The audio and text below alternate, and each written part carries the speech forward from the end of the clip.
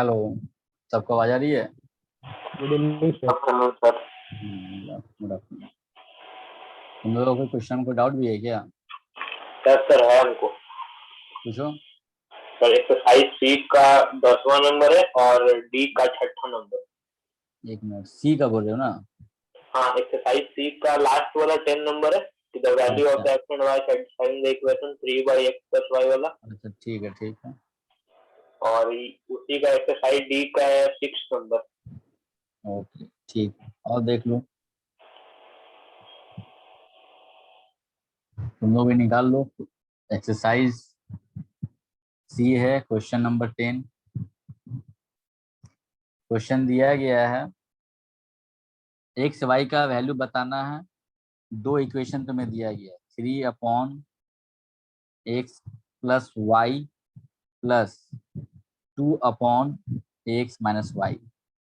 हाँ, जो बच्चे जो है न्यू है, जिसका पीछे का टॉपिक छूटा हुआ है, तो सीएमए का जो क्लास मैं स्टार्ट किया हूँ, तो 9:30 में कल क्लास है। ठीक है, मैं लिंक भेज दूंगा। जिस बच्चे जैसे सीए का और सीएमए का आगे का सिलेबस सेम है, डिट्टो सेम है। क्वेश्चंस दोनों के बुक में थोड़ा अलग अलग दिए हुए हैं, लेकिन कॉन्सेप्ट सब में सेम पढ़ना। तो जिसका अगर छूट गया है तो वो उस बैच में जाकर इसमें क्लास करके पीछे का सारा कवर कर ले, और इसमें भी क्लास अपना कंटिन्यू रखेगा ताकि इसमें कोई टॉपिक छूट नहीं जाए। ठीक है। बाकी जो पढ़ स्टार्टिंग से पढ़ रहे हो उसका कोई दिक्कत तो नहीं है। जो लेट से ज्वाइन किए हो, मेरे को थोड़ा इन्फॉर्म कर देना, ठीक है, क्लास के बाद। जिसका जिसका लेट से ज्वाइन किया उसको सीएमए वाले बैच के साथ पढ़ा देंगे। टॉपिक पीछे का सेम है, टॉपिक दोनों का। बस तुम लोग अपना बुक से बनाना, वो लोग अपना बुक से बनाते हैं सीएमए वाला। देखो, तो इसमें जो क्वेश्चन नंबर 10 है, इसमें दिया गया है 3/x+y plus 2/x-y is equal to 3। And second है आपका 2/x+y plus 3/x-y is equal to 3 whole 2/3। ये दिया गया है, मुझे देखना है कौन सा वैल्यू सेटिस्फाई करा। तो इसमें सिर्फ ऑप्शन यूज करो। ऑप्शन पुट किए थे इसमें, कौन सा सेटिस्फाई नहीं कर रहा है कोई भी? ये सर किए थे लेकिन आ नहीं रहा है हमको। चलो कोई देखता हूँ मैं। ये 4 ऑप्शन दिए गए हैं, चेक करता हूँ कौन सा आता है। मैं डी को चेक करता हूँ पहले। 2, पुट करो इसमें।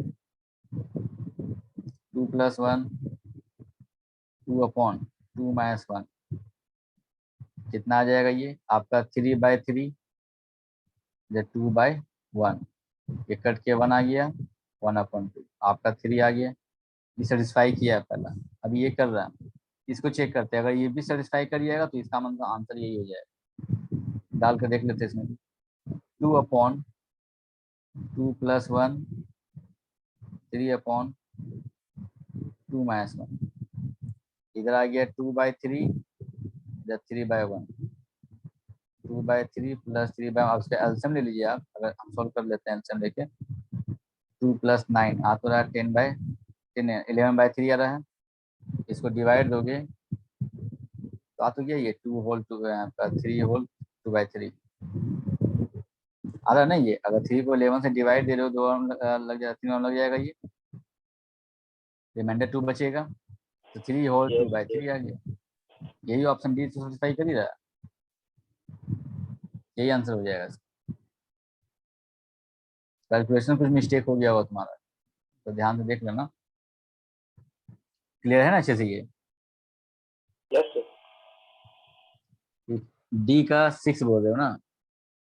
Yes sir. एक्सरसाइज डी का क्वेश्चन नंबर 6 देखो। क्या दिया हुआ है? क्वेश्चन दिया है 1/3 x+y plus 2z equal to 21। Second equation दिया है 3x minus 1/2 y plus z is equal to 65 and x plus 1/2 x plus y minus z is equal to 38। ये 3 इक्वेशन दिया गया है। अब इसको कौन सेटिस्फाई कर रहा है वो चेक करो। चलो चेक करते हैं इसमें, पहला ऑप्शन लेके चलते हैं, पहले ऑप्शन लिख लेते सर हैं आप। सी वाला होगा, सी बनाए हैं उसमें सी आएगा। सी आ रहा है इसमें, अच्छा ठीक है, सी को चेक कर लेते हैं। हाँ ये सिंपली किसी खाली पुट करना है और कुछ नहीं है। इसमें अगर नहीं होता कहीं ना कहीं कैलकुलेशन मिस्टेक होता, तो ध्यान से वही देखना है अच्छे से, कहीं कैलकुलेशन मिस्टेक ना हो। ऐसे ही सब क्वेश्चन तुम बना लोगे, कोई टफ नहीं है। ठीक है चलो, अब तुम्हारा सी आया तो सी को चेक कर लेते हैं, देख लो तुम भी। अगर हम यहाँ 20 की जगह 24 डालेंगे, वाई की जगह पर 9 और जेड की जगह पर 5 पुट कर दो। यहाँ x प्लस वाई करेंगे, दोनों को ऐड कर दो, कितना आएगा 33 आएगा। ये 24 प्लस 9 33, यहाँ लिख लो डायरेक्टली, उतना भी स्टेप मत लिखो, लिखते रहो हर जगह, जितना शॉर्ट में कर सकते हो उतना किया करो। फिर 2 पुट करोगे यहाँ पर, 5 पुट करोगे तो 2 इंटू 5 10 हो जाएगा। ये तो डायरेक्ट लिख देते हैं 10 होगा। यहाँ कितना आ रहा है ये 11 प्लस 10 21। ये पहला तो फॉलो कर रहा है, देख ही रहे हो, 11 प्लस 10 हो गया 21। अब इसको सेकेंड में पुट करते हैं, यहाँ 24 इंटू 3 करेंगे, कितना हो जाएगा 72 minus half Y plus Z. Y plus Z का मतलब 9 प्लस 5 कितना हो जाएगा 14। फिर 2 से ये 7 और कट जाएगा, और 72 में 7 सब्ट्रैक्ट कर दो, आ रहा है 65। आ भी गया 65 ही। सेकेंड भी सेटिस्फाई कर रहा है, थर्ड में डाल के देख लो,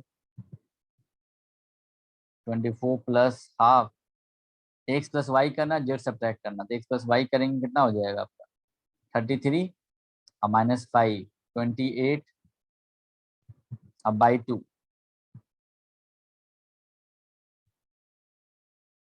है ना, अब 24 इंटू 14 करेंगे 38 आ रहा है, थर्ड भी सेटिस्फाई कर रहा है, ऑप्शन सी करेक्ट है आपका।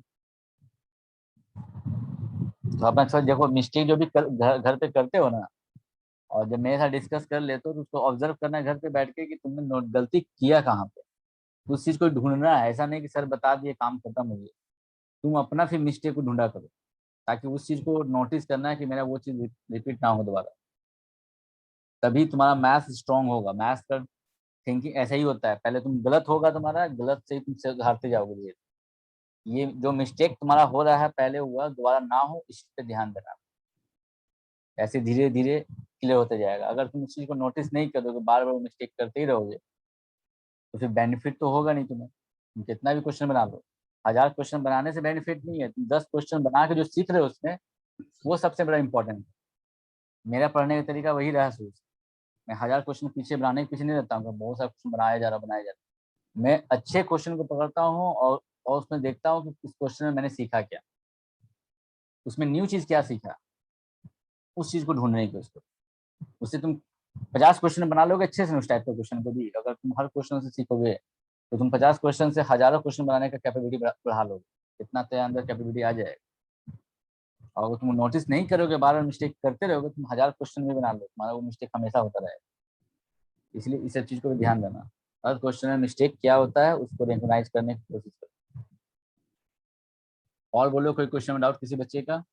यस सर, एक्सरसाइज ई का क्वेश्चन नंबर 4, 6 और 9। ठीक है, 4 6 और 9 है, ठीक है। आओ एक्सरसाइज ई निकालो तुम लोग।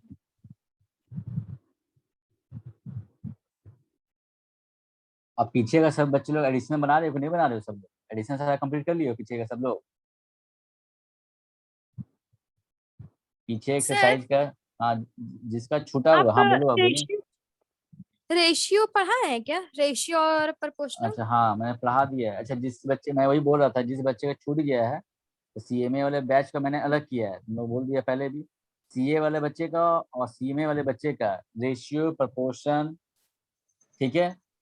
ये जो पार्ट है डिक्टो सेम है, पीछे का जो पार्ट है लॉगरिथमिक पार्ट है ये, और जो तुम्हारा टॉपिक है जो पढ़ा दिया मैंने पहले, वो सारा सेम है, डिक्टो सेम। तो मैं वो फिर से रिपीट कर रहा हूँ, तो तुम लोग को मैं लिंक भेज दूंगा कल 9:30 में मॉर्निंग में। जिसका पहले से छूटा हुआ है, जो लेट से ज्वाइन किए हो, वो स्टार्टिंग से उसमें क्लास कर लो। ओके ठीक है। और इसमें ओके और सर। इसको भी क्लास कंटिन्यू रखना है, तो अपना क्लास करते रहना है ताकि ये आगे का टॉपिक ना छूट जाए, अब पीछे का टॉपिक सारा उसमें कंप्लीट कर लेना। ठीक है, क्लास के बाद जिसका जिसका छूट गया है मेरे को मैसेज कर देना या कॉल कर देना। चलो देखो, एक्सरसाइज ई में क्वेश्चन नंबर जो 4 है उसको देखो। नंबर बिटवीन 10 to 100, ठीक है, इस 5 टाइम्स, मतलब 100 से लेकर 10 से लेकर 100 के बीच में एक ऐसा नंबर है, is 5 times the sum of its digits, मतलब अपने डीड्स का सम का 5 टाइम्स के इक्वल है, अपने डीड का सम का 5 टाइम्स के इक्वल है। तो पहले देखते हैं ये स्टेटमेंट को कोई फुलफिल कर रहा है क्या? सारा नंबर देखिए 10 से लेकर 100 के बीच में ही दिया है कि नहीं। अब क्या कीजिए, पहला नंबर को जोड़िए, 5 + 4 9 हुआ, और 9 × 5 कितना होगा 45। वो तो 45 तो नहीं है, ये 54 है, तो ये तो होगा नहीं। सी नंबर आ रहा है, देख लो सी नंबर, सी नंबर पहला स्टेटमेंट को ही फुलफिल कर रहा है, देखो। क्या सर, मतलब समझ में नहीं आया। 9 × 5 देखो क्या? देखो मैंने क्या किया, क्वेश्चन को ध्यान से पढ़ो, लिखा है अ नंबर बिटवीन 10 and 100, 10 से 100 के बीच में एक नंबर है जो 5 times the sum of its digits, मतलब खुद का डिजिट का सम करने पर जो आया रिजल्ट, उसमें 5 से मल्टीप्लाई कीजिए, वही आना चाहिए। खुद का डिजिट को जोड़िए और उसमें फिर 5 से मल्टीप्लाई कीजिए।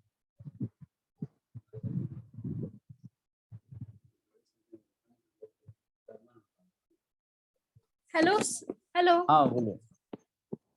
तो सर, 5 आपका टाइम, आवाज हाँ आवाज आ रही है। कट कट के आ रहा है। हाँ, वो कट रहा है क्या, सब बच्चे को कट रहा है क्या आवाज? हाँ नहीं सर, क्लियर आ रहा है। अच्छा, जैसे जिसका कट रहा है ना, तुम लीव करके फिर से आ जाओ, ठीक हो जाएगा। जिस बच्चे का अगर मान लो प्रॉब्लम हो रहा हो किसी पर्टिकुलर बच्चे को, तो लीव करके फिर से कनेक्ट कर लो, ठीक हो जाएगा।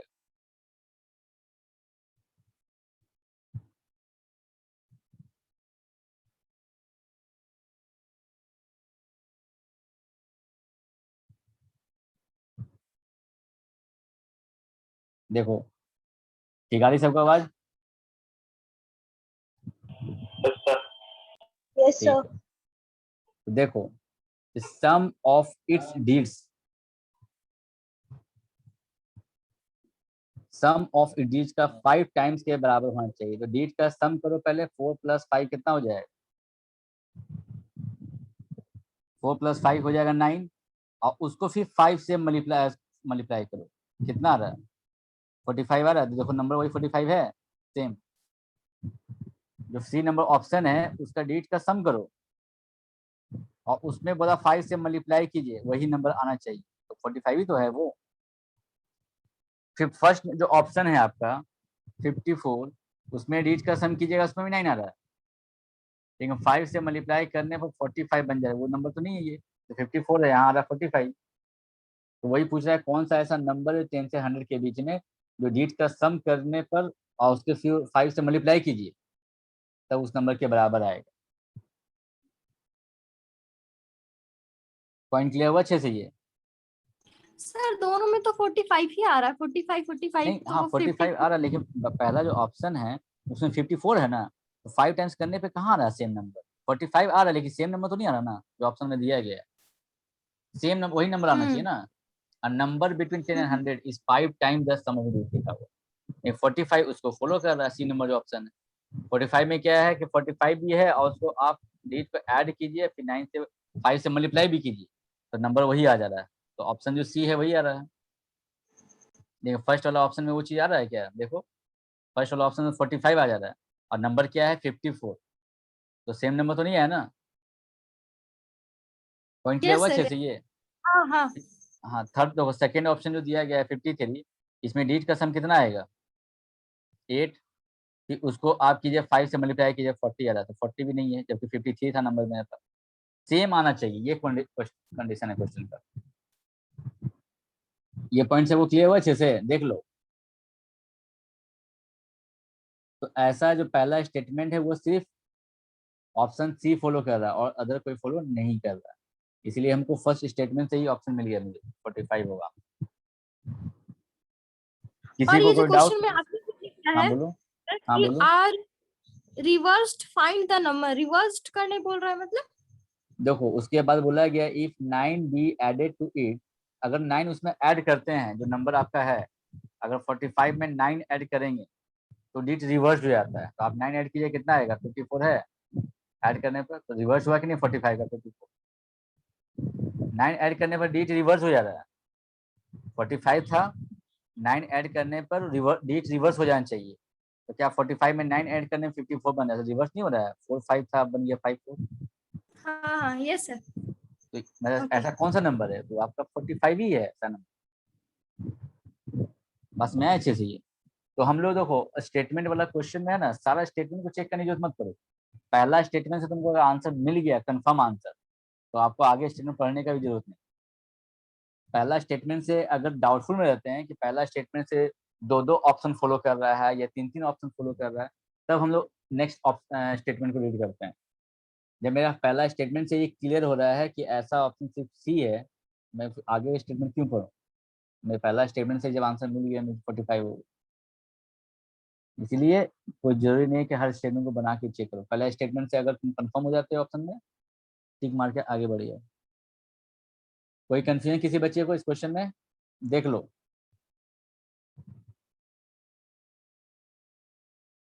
सबको क्लियर है अच्छे से ये question? Question number 4 yes sir. ठीक है। और क्वेश्चन नंबर नेक्स्ट 6 है ना?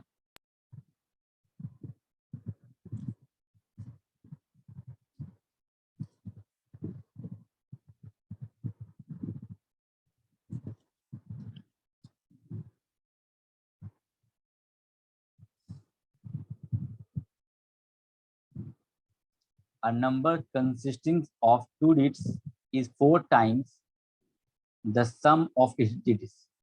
मतलब एक नंबर है जो 2 डिजिट का बना हुआ है, is 4 times the sum of its digits। ठीक है, इसमें भी सेम टाइप का स्टेटमेंट दिया गया है, 2 डिजिट का सम का 4 टाइम्स के बराबर आना चाहिए।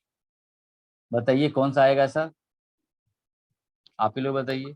Option C 36। वेरी गुड, देख लिए सब लोग आंसर खुद बता दोगे डायरेक्ट। डिजिट का सम करके रिजल्ट आएगा, उसमें 4 से मल्टीप्लाई कीजिए, वही नंबर आना चाहिए। तो ऑप्शन सी ही तो है ऐसा। 3 + 6 9, 9 × 4 36 आ रहा है, आ गया सी नंबर, हो गया आंसर। क्लियर है 6 नंबर अब सबको?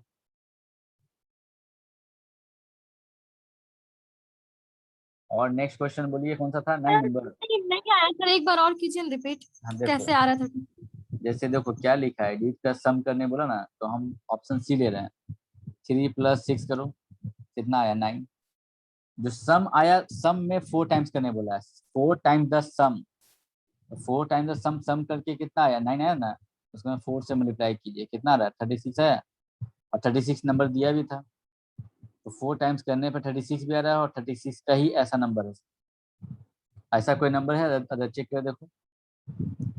अगर हम 63 लेते हैं, तो इसको अगर आप इसका डिजिट का सम कीजिएगा तो आएगा 9। फिर इसको 4 से मल्टीप्लाई करेंगे तो आएगा 36। ये आपका 63 ना है, 36 तो नहीं है ये, इसलिए पहला ऑप्शन नहीं होगा। 35 भी लेके देख लीजिए आप, डिजिट का सम कीजिए, आ रहा है 8, उसको फिर 4 से मल्टीप्लाई कीजिए, आएगा 32। सेम तो नहीं आ रहा। पॉइंट ले हुआ अच्छे से ये देखो। Yes point sir. नहीं क्लियर हो तब तक पूछते रहो, ये चीज याद रखो, जब तक समझ में नहीं आए वो पॉइंट। लेकिन 36 जो थर्ड नंबर ऑप्शन था, उसमें ऐसा है कि डेट का सम कीजिए, फिर उसमें 4 से मल्टीप्लाई कीजिए, तो सेम आ जा रहा है, इसीलिए ऑप्शन सी करेक्ट हो गया। और नेक्स्ट क्वेश्चन बोलो। सर एडिशनल क्वेश्चन का क्वेश्चन नंबर 7। एडिशन का तो पीछे रखा एक्सरसाइज का क्या? Yes sir. एक मिनट, क्वेश्चन नंबर 7। Yes sir.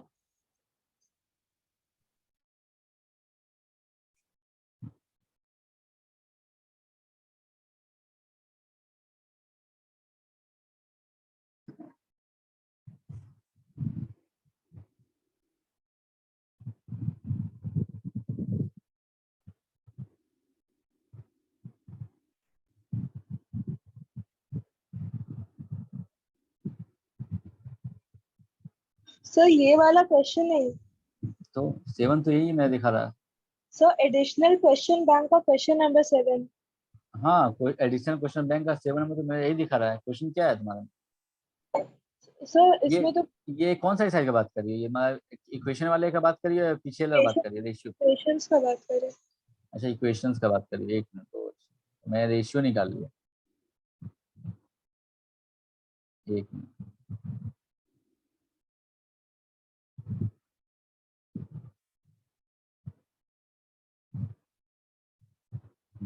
ठीक, इसमें दिया गया है solving the equation b minus c x square plus c minus a x plus a minus b equal to 0। पूछ रहा है इसमें फॉलोइंग रूट्स आर ऑब्टेन, कौन कौन सा इसका रूट्स फॉर्म है। मतलब ये देखो, क्वाड्रेटिक इक्वेशन तुमको दे दिया गया, एक्स के फॉर्म में ये क्वाड्रेटिक इक्वेशन तुम्हें दे दिया गया। पूछ रहा है इसका सॉल्यूशन क्या हो।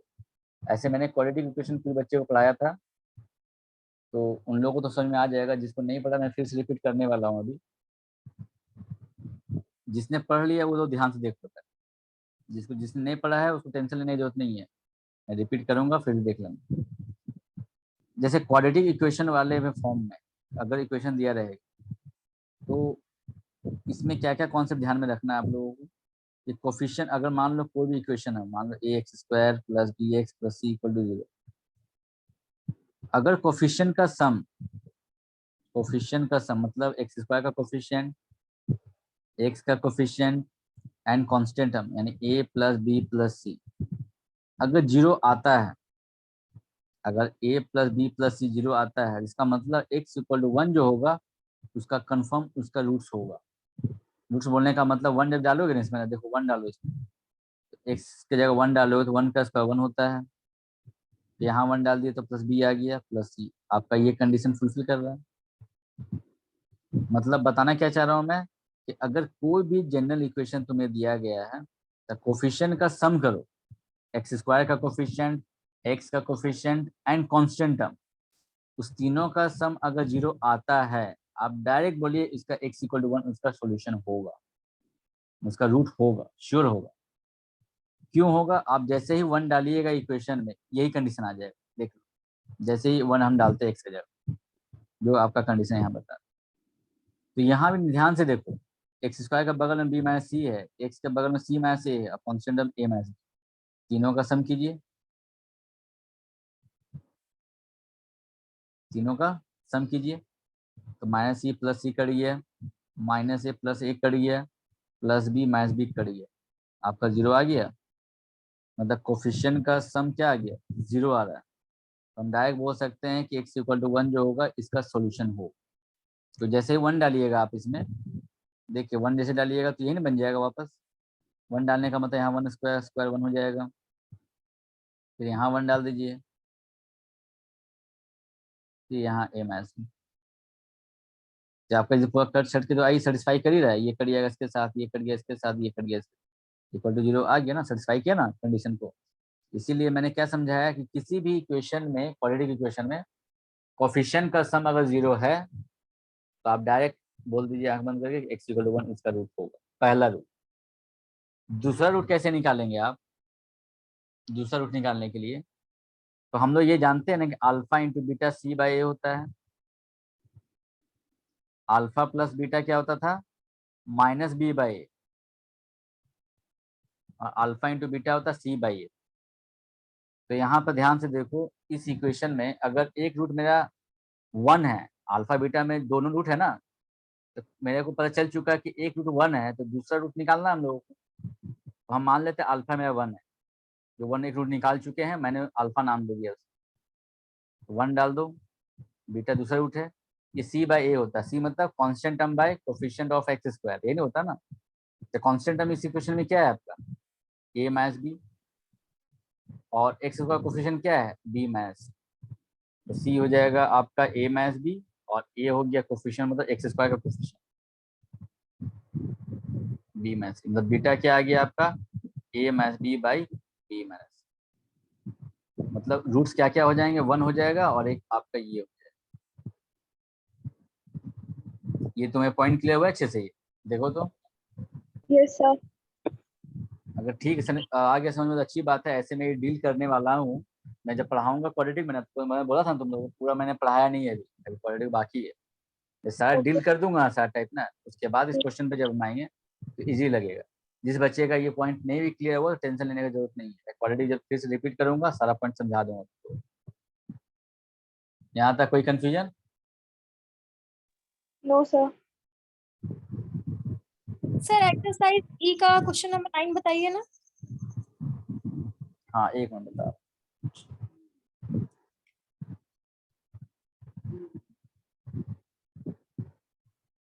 एक्सरसाइज ई का यस सर, क्वेश्चन नंबर 9। एक मिनट निकालना दो।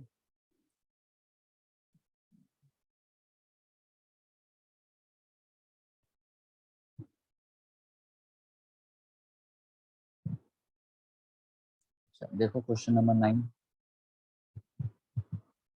इसमें दिया गया है क्वेश्चन में, the sum of the digits in a 3 digit number is 12। मतलब 3 डिजिट का नंबर है मेरे पास, 3 डिजिट का नंबर है और उसमें जो भी डिजिट्स है उसका सम 12 आना चाहिए। तो ऑप्शन में देखिए सारे जो दिए गए हैं, सारे नंबर का में जो जो डिजिट प्रेजेंट है सबका सम 12 ही है। एक ही नंबर है, खाली आगे पीछे रिपीट कर दिया है, 327 372 237। तो ऑब्वियस है सबका सम तो 12 ही आ रहा है कि नहीं? पहला भी चेक कीजिएगा तो वही वही आ रहा है, 12 आ रहा है। सेकेंड वाला का भी 12 आएगा। तो पहला स्टेटमेंट से मेरा कंप्लीट इंफॉर्मेशन नहीं मिल रहा है और कौन सा परफेक्ट ऑप्शन होगा। आगे बढ़ते हैं कि क्या बोला गया, if the digits are reversed the number is increase by 495। मतलब अगर डिजिट को रिवर्स कर दिया जाता है, यदि if the digits are reversed the number is increase by 495, मतलब डिजिट को रिवर्स करने पर 495 का डिफरेंस होना चाहिए।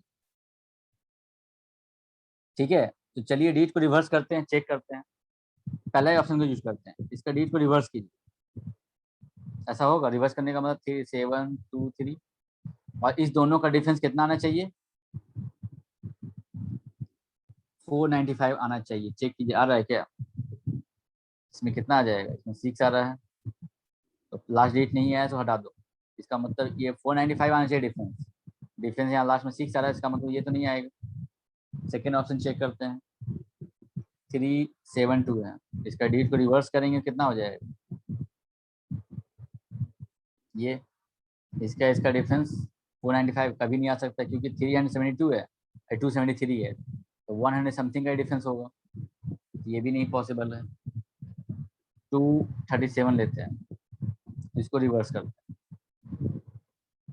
ध्यान देना 237 लिया, उसका रिवर्स हो जाएगा 732। अब इसमें घटा कर देखते हैं आता है कि नहीं।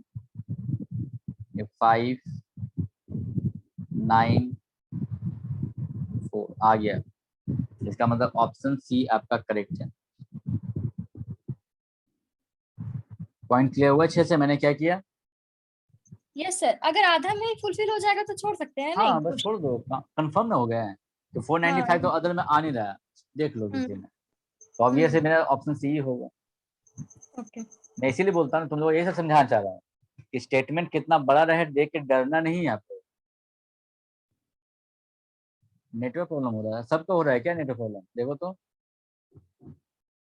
नो सर, नहीं सुनाई। सर। ये बच्चे का डिस्टर्ब हो रहा है। जिधर हो सकता है उधर नेटवर्क इशू होगा, जिधर इशू रहेगा उधर डिस्टर्ब तो करेगा ही।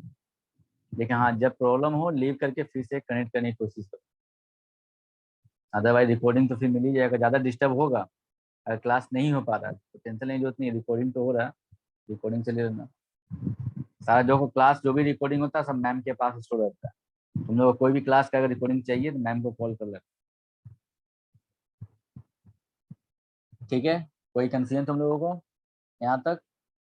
तो क्वेश्चन मैं ही बोलना चाह रहा हूँ क्योंकि इतना लेंदी भी बड़ा रहे क्वेश्चन, देख के डरना नहीं है। आप एक एक स्टेटमेंट वाइज सॉल्व कीजिए, ये नहीं कि बैठ के पूरा सॉल्व करने लगे, हर पूरा क्वेश्चन का इक्वेशन बना रहे हो आप, सॉल्व कर रहे हो तब जाके आंसर फाइनल आएगा।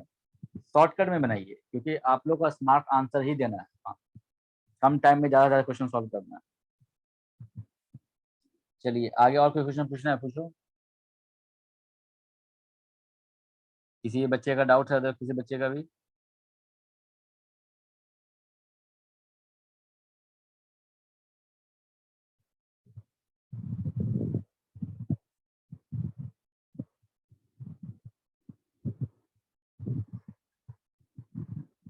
किसी को कोई डाउट नहीं है, आगे बढ़े हम लोग। तो प्रीवियस क्लास में हम लोग 3 इक्वेशन तक पढ़ चुके थे। अब हम लोग आज मूव करते हैं क्वाड्रेटिक इक्वेशन। आज यही पढ़ा था ना हम लोग, पीछे सारा डिस्कस तो कर चुके हैं। पीछे देख लेना, किसी बच्चे को कोई टॉपिक में डाउट लगेगा तो पूछ लेना मेरे को। आज टॉपिक फिर से मैं स्टार्ट कर दूंगा क्वाड्रेटिक इक्वेशन। आज मैं कंप्लीट बता दे रहा हूँ इसके बारे में।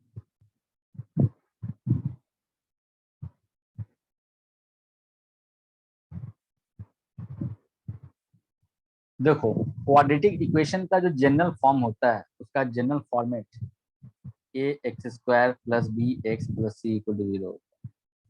ये इसका स्टैंडर्ड फॉर्म है, ये इसी पैटर्न पे ही दिखता है quadratic equation. This is a standard form of quadratic equation. अगर हम बोलेंगे कि इसको स्टैंडर्ड फॉर्म में एक्सप्रेस करो तो आपको x² x और कांस्टेंट टर्म के फॉर्म में लिखना है, ax² + bx + c = 0। बात समझ आ गई अच्छे से ये? अब इस पे ध्यान देना, क्वाड्रेटिक इक्वेशन जब तक डिस्कस करेंगे उसमें याद रखना a कभी भी 0 नहीं होगा, a not equal to 0, a not equal to 0। क्योंकि a अगर 0 ले लोगे तो ये टर्म तुम्हारा हट जाएगा, और ये टर्म हट गया तो इसको हम क्वाड्रेटिक नहीं बोल सकते। ठीक है, इसको फिर हम क्वाड्रेटिक नहीं बोल सकते। इसीलिए क्वाड्रेटिक जब तक डील करेंगे तो इसमें ये दिमाग में सेट कर लो कि x² का कोफिशिएंट कभी भी 0 ले ही नहीं सकते। आपका b 0 हो सकता है या c भी 0 हो सकता है, ये दोनों पॉसिबल है, लेकिन ये कभी भी 0 नहीं है। ए पहला पॉइंट। अब देखो, अगर मान लो कंडीशन फिर लेक्चर रहा हूँ, अगर c 0 हो जाएगा तो आपका ये क्वाड्रेटिक इक्वेशन का फॉर्मेट कैसा हो जाएगा? ax² + bx = 0। जब 0 हो जाएगा c तो हट गया टर्म, तो आपके पास क्वाड्रेटिक इक्वेशन इस फॉर्मेट में दिखेगा। तो अगर इक्वेशन इस फॉर्मेट में है तो इसका सॉल्यूशन निकालने का तरीका सिर्फ एक ही है, x कॉमन निकाल लीजिए। x² और x में कॉमन क्या निकल जाएगा? x कॉमन निकल जाएगा, ax + b = 0। तो इधर x 0 होगा या ax + b = 0। तो x का वैल्यू क्या आ जाएगा? -b/a, और दूसरा आ जाएगा x = 0। देख लो, यहाँ तक किसी कोई कंफ्यूजन?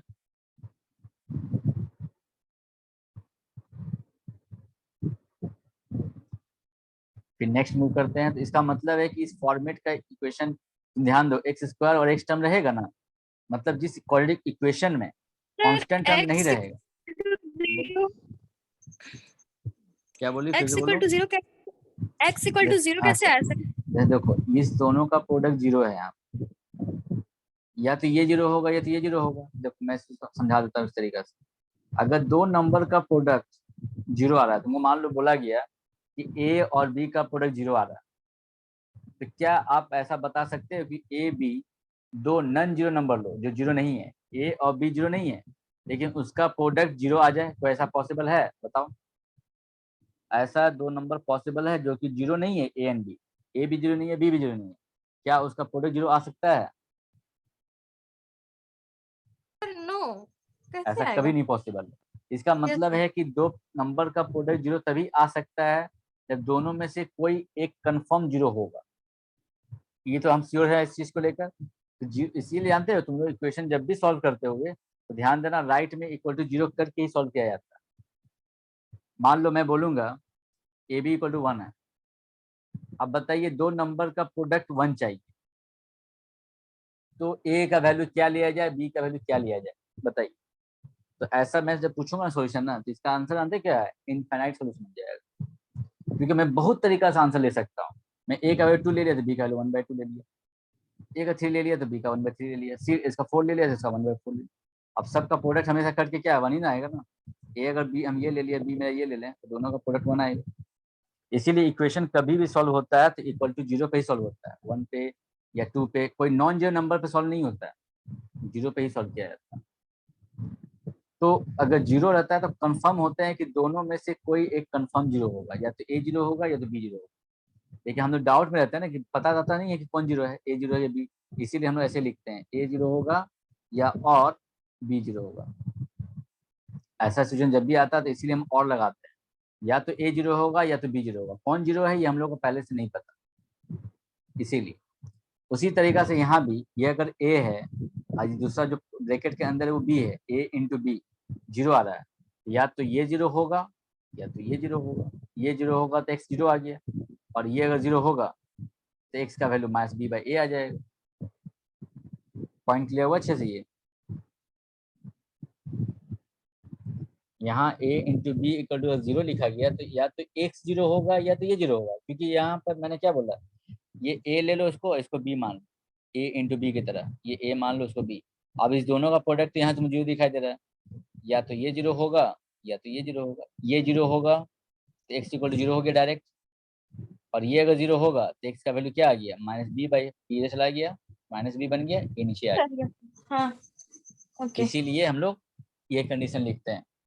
x इक्वल टू 0 जो आंसर आया है, इस चीज को ऑब्जर्व करो कि जब इक्वेशन में कांस्टेंट टर्म नहीं रहेगा ना तो ये 0 सॉल्यूशन जरूर होगा। मतलब जैसे मान लो मैं एक इक्वेशन तुम्हें दे दिया, इतना इसको हम बोल सकते हैं डायरेक्ट x इक्वल टू 0 इसका सॉल्यूशन होगा श्योर, बिना सॉल्व किए। क्यों? क्योंकि मैं सिर्फ क्या देख रहा हूँ, कांस्टेंट टर्म इसमें नहीं है, तो 0 तो जरूर होगा। आप चेक कर सकते, आप x कॉमन निकालोगे, सॉल्व करोगे, x 0 आएगा, और दूसरा आंसर तो निकालना पड़ेगा, लेकिन पहला ये x इक्वल 0 तो कंफर्म बोल सकते हैं। क्या देखकर कि इक्वेशन में, क्वाड्रेटिक इक्वेशन में कांस्टेंट टर्म नहीं है। जब कांस्टेंट टर्म नहीं रहेगा तो कंफर्म है कि x इक्वल 0 सॉल्यूशन होगा। और जब मान लो इक्वेशन ऐसा रहता है इसमें कांस्टेंट टर्म है 5 है, तो इसका आप 0 नहीं बोल सकते, क्योंकि 0 डालोगे तो आपका 0 के बराबर नहीं आएगा। 0 डाल के देख लो, 0 + 0 + 5 = 0। क्या ये स्टेटमेंट ट्रू है? नहीं है, तो हम 0 सर नहीं बोल सकते। हाँ मैं बोलो, एक बात पूछे, पूछो।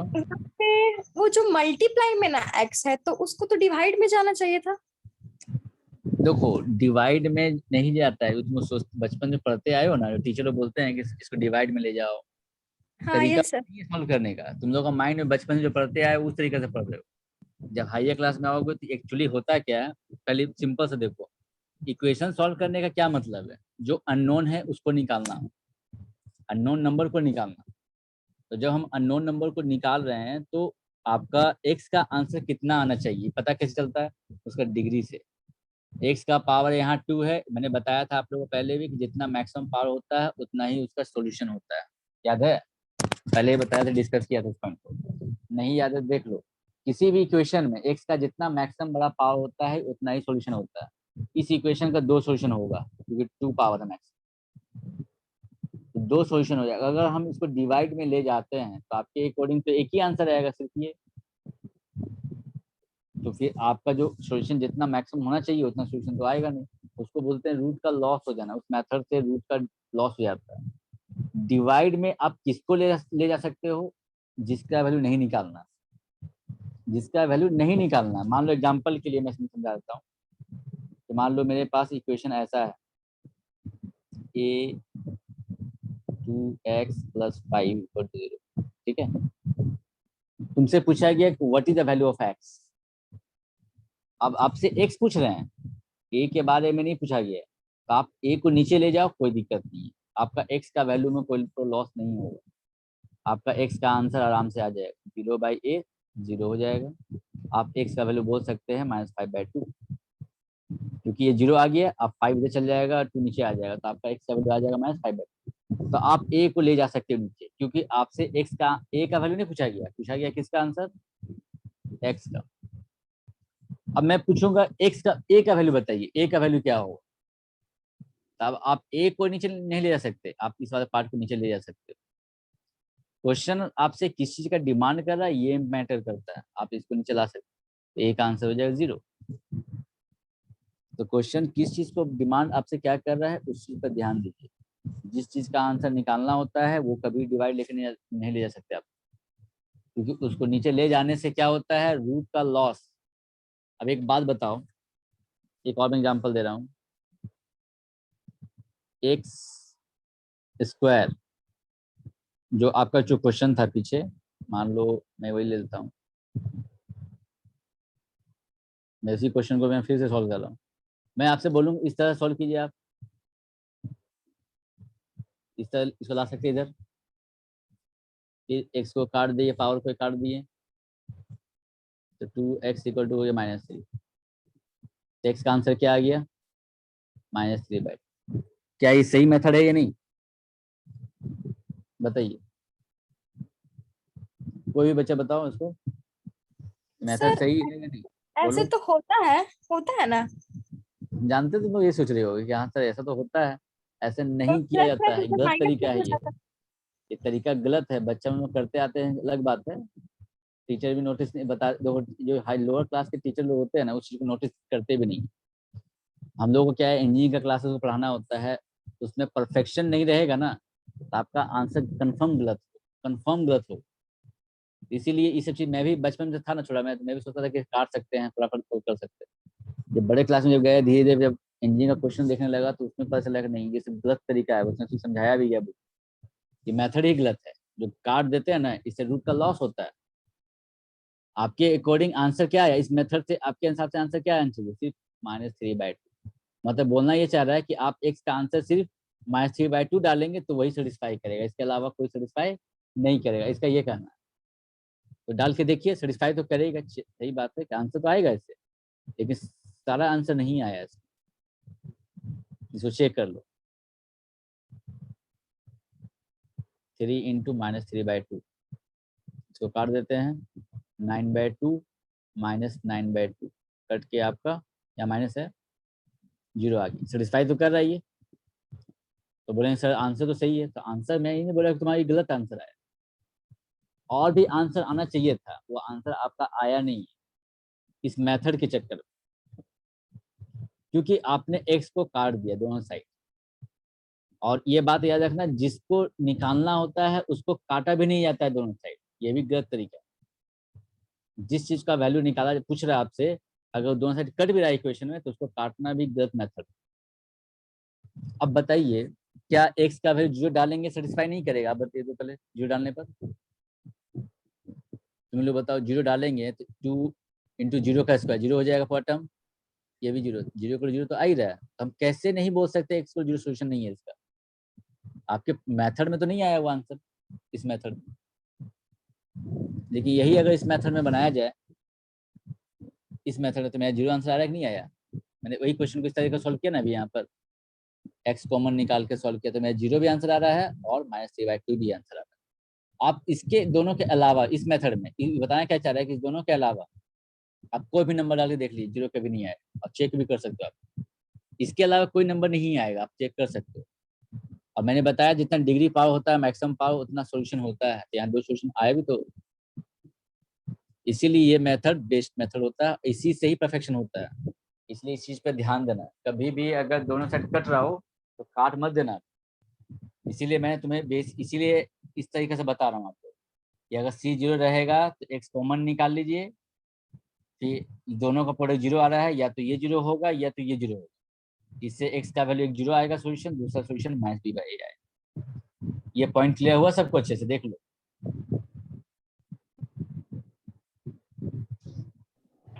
Yes sir. Yes. किसी को कोई कंफ्यूजन होगा तो बोलना मेरे को। यस।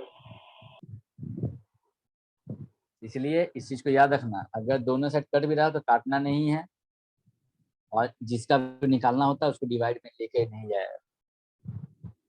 ये नेक्स्ट टाइम से इस चीज को माइंड में सेटअप कर लो, तो परमानेंट माइंड सेटअप कर लो। तुम लोग कभी गलत, तुम लोग का आंसर कभी गलत होगा ही नहीं इक्वेशन सॉल्व करते समय। चलो नेक्स्ट देखते हैं हम लोग आगे।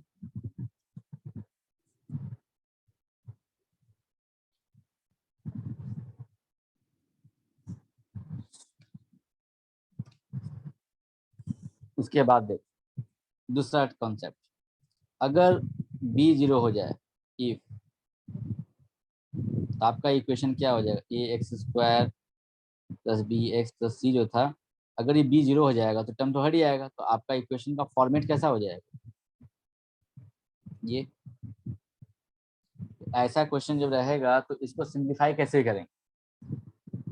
तो आपको सिंपली इसमें एक ही मेथड है, इसको उठा के राइट में ले आइए सी को, एक्स स्क्वायर से निकालना है, ये आपका कांस्टेंट है, डिवाइड में आ जाएगा ये, और उसके बाद रूट ओवर, जैसे एक्स स्क्वायर का रूट लगाते हैं तो आगे प्लस माइनस लगाते हैं, ये चीज स्क्वायर हटाएंगे रूट लगेगा, उसमें आगे प्लस माइनस लग जाएगा, मतलब x equal to plus minus root over minus c by, ये इसका आंसर होगा। जैसे क्वेश्चन देख लो, मैं समझा देता हूँ। मान लो x two x square minus 4 equal to 0, मान लो ये इक्वेशन है। इसमें देख रहे हो कि एक्स का टर्म तो नहीं है, मतलब बी 0 है। इसको सिंप्लीफाई कैसे करोगे आप? 4 राइट में आ जाएगा, x square equal to 2, square root लगाएंगे इधर प्लस माइनस, आपका आंसर क्या आ गया? एक आंसर √2 हो जाएगा, दूसरा आंसर -√2, ये दो आंसर, और दो आंसर आना भी चाहिए था, डिग्री 2। तो आप ये भी डाल के चेक कर सकते हो, ये भी डाल के चेक कर सकते हो, सेटिस्फाई करेगा ही करेगा। पॉइंट क्लियर हुआ? अच्छे से ही मैंने यहाँ जो काटा, किसी को काटा, जिसको निकालना उसको नहीं काट रहा हूँ, एक्स को, नंबर को काट रहा हूँ, जिसको निकालना है उसको नहीं काट रहा हूँ, और यहाँ कटेगा भी नहीं, एक्स इधर है भी नहीं। तो मैं यही समझाना चाह रहा हूँ कि ये प्रोसेस होता है, लेकिन वो आप दोनों साइड उसी टर्म को काट सकते हो जिसका वैल्यू नहीं निकाल। जैसे नंबर का वैल्यू थोड़ी कुछ निकालना, हमको निकालना है एक्स का वैल्यू, तो बाकी पार्ट को आप कटेगा तो काट सकते। पॉइंट क्लियर हुआ अच्छे से? ये यस देख सर। लो, ये सब पॉइंट छोटा छोटा पॉइंट है, लेकिन बहुत इंपॉर्टेंट पॉइंट है। हाँ बोलो। 2x square equal to 4 plus x रहता तो फिर हम लोगों को कॉमन निकालना पड़ता। 2x स्क्वायर माइनस, नहीं 2x स्क्वायर इक्वल टू नीचे हाँ इक्वल, सेकंड स्टेप में जो है अच्छा इधर तो फिर यहाँ कॉमन किस लिए निकालोगे यहाँ? 2x स्क्वायर हाँ तो 2 को आप 4 ये बोल प्लस सकते, x प्लस x अब ये यहाँ पर plus 2x square plus x बोल रही हो क्या? 2x स्क्वायर लिखे ना सर, फिर हाँ बराबर 4 प्लस हाँ, x रहता। अच्छा x ये प्लस x रहता तो हम लोग हाँ यस सर, नहीं तो फिर हम लोगों को कॉमन निकालना पड़ता उसको 4 को। नहीं कि ऐसा, ये तो आपका अंतर कौन सा फॉर्मेट में आ गया? ये तो आपका जनरल फॉर्म आने वाला है, तीसरा फॉर्म में पढ़ाने वाला है, जिसमें आपका ये तीनों का तीनों प्रेजेंट है, एक्स भी टर्म भी है, एक्स स्क्वायर का टर्म भी है, और 4 कॉन्स्टेंट टर्म भी है, तीनों का तीनों टर्म है। इसका भी डील करेंगे आगे। इसमें क्या है कि एक्स स्क्वायर रहना चाहिए और कॉन्स्टेंट टर्म रहना चाहिए, बस एक्स स्क्वायर रहना चाहिए और कॉन्स्टेंट टर्म, एक्स वाला टर्म नहीं होना चाहिए। एक्स वाला टर्म आ जाएगा तो फिर ये मेथड अप्लाई नहीं होगा, ये मेथड अप्लाई नहीं होगा, इसीलिए मैं इसको डील कर रहा हूँ, इसका टेंशन मत लो। ये बताना चाह रहा हूँ कि एक्स स्क्वायर का जो टर्म है वो और कॉन्स्टेंट टर्म रहेगा तो सॉल्व हो सकता है, कोई कंफ्यूजन यहाँ तक? लेकिन जो तुम डील पूछना चाह रही हो वो भी बता रहा हूँ मैं। तो तीसरा कंडीशन ये है कि मान लो सी इक्वल टू 0 था, वो भी पढ़ लिए हम लोग, पी इक्वल टू 0 का कंडीशन भी पढ़ लिए, और ए इक्वल टू 0 तो होता नहीं है, ये जानते हैं। तो अब बचा मेरे पास कौन सा condition? A not equal to 0, b not equal to 0, c not equal to 0। अब ये कंडीशन पढ़ने का मतलब ए बी सी तीनों में कोई भी 0 नहीं है, तो आपका इक्वेशन कैसा हो जाएगा? ये तीनों रहेगा, तीनों टर्म रहेगा, एक्स स्क्वायर का टर्म भी रहेगा, एक्स का टर्म भी रहेगा, और कांस्टेंट टर्म भी रहेगा। बस मैच चाहिए। तो देखो इसको सॉल्व कैसे करते हैं। इसमें आपको पहले करना क्या है, इसका आप डिस्क्रिमिनांट निकालो। डिस्क्रिमिनांट होता क्या है? एक्स का जो कोफिशिएंट है उसका B square minus 4ac, x का जो कोफिशिएंट है उसका स्क्वायर माइनस 4ac, इसको बोलते हैं हम लोग, क्या बोलते हैं? डिस्क्रिमिनांट बोलते हैं।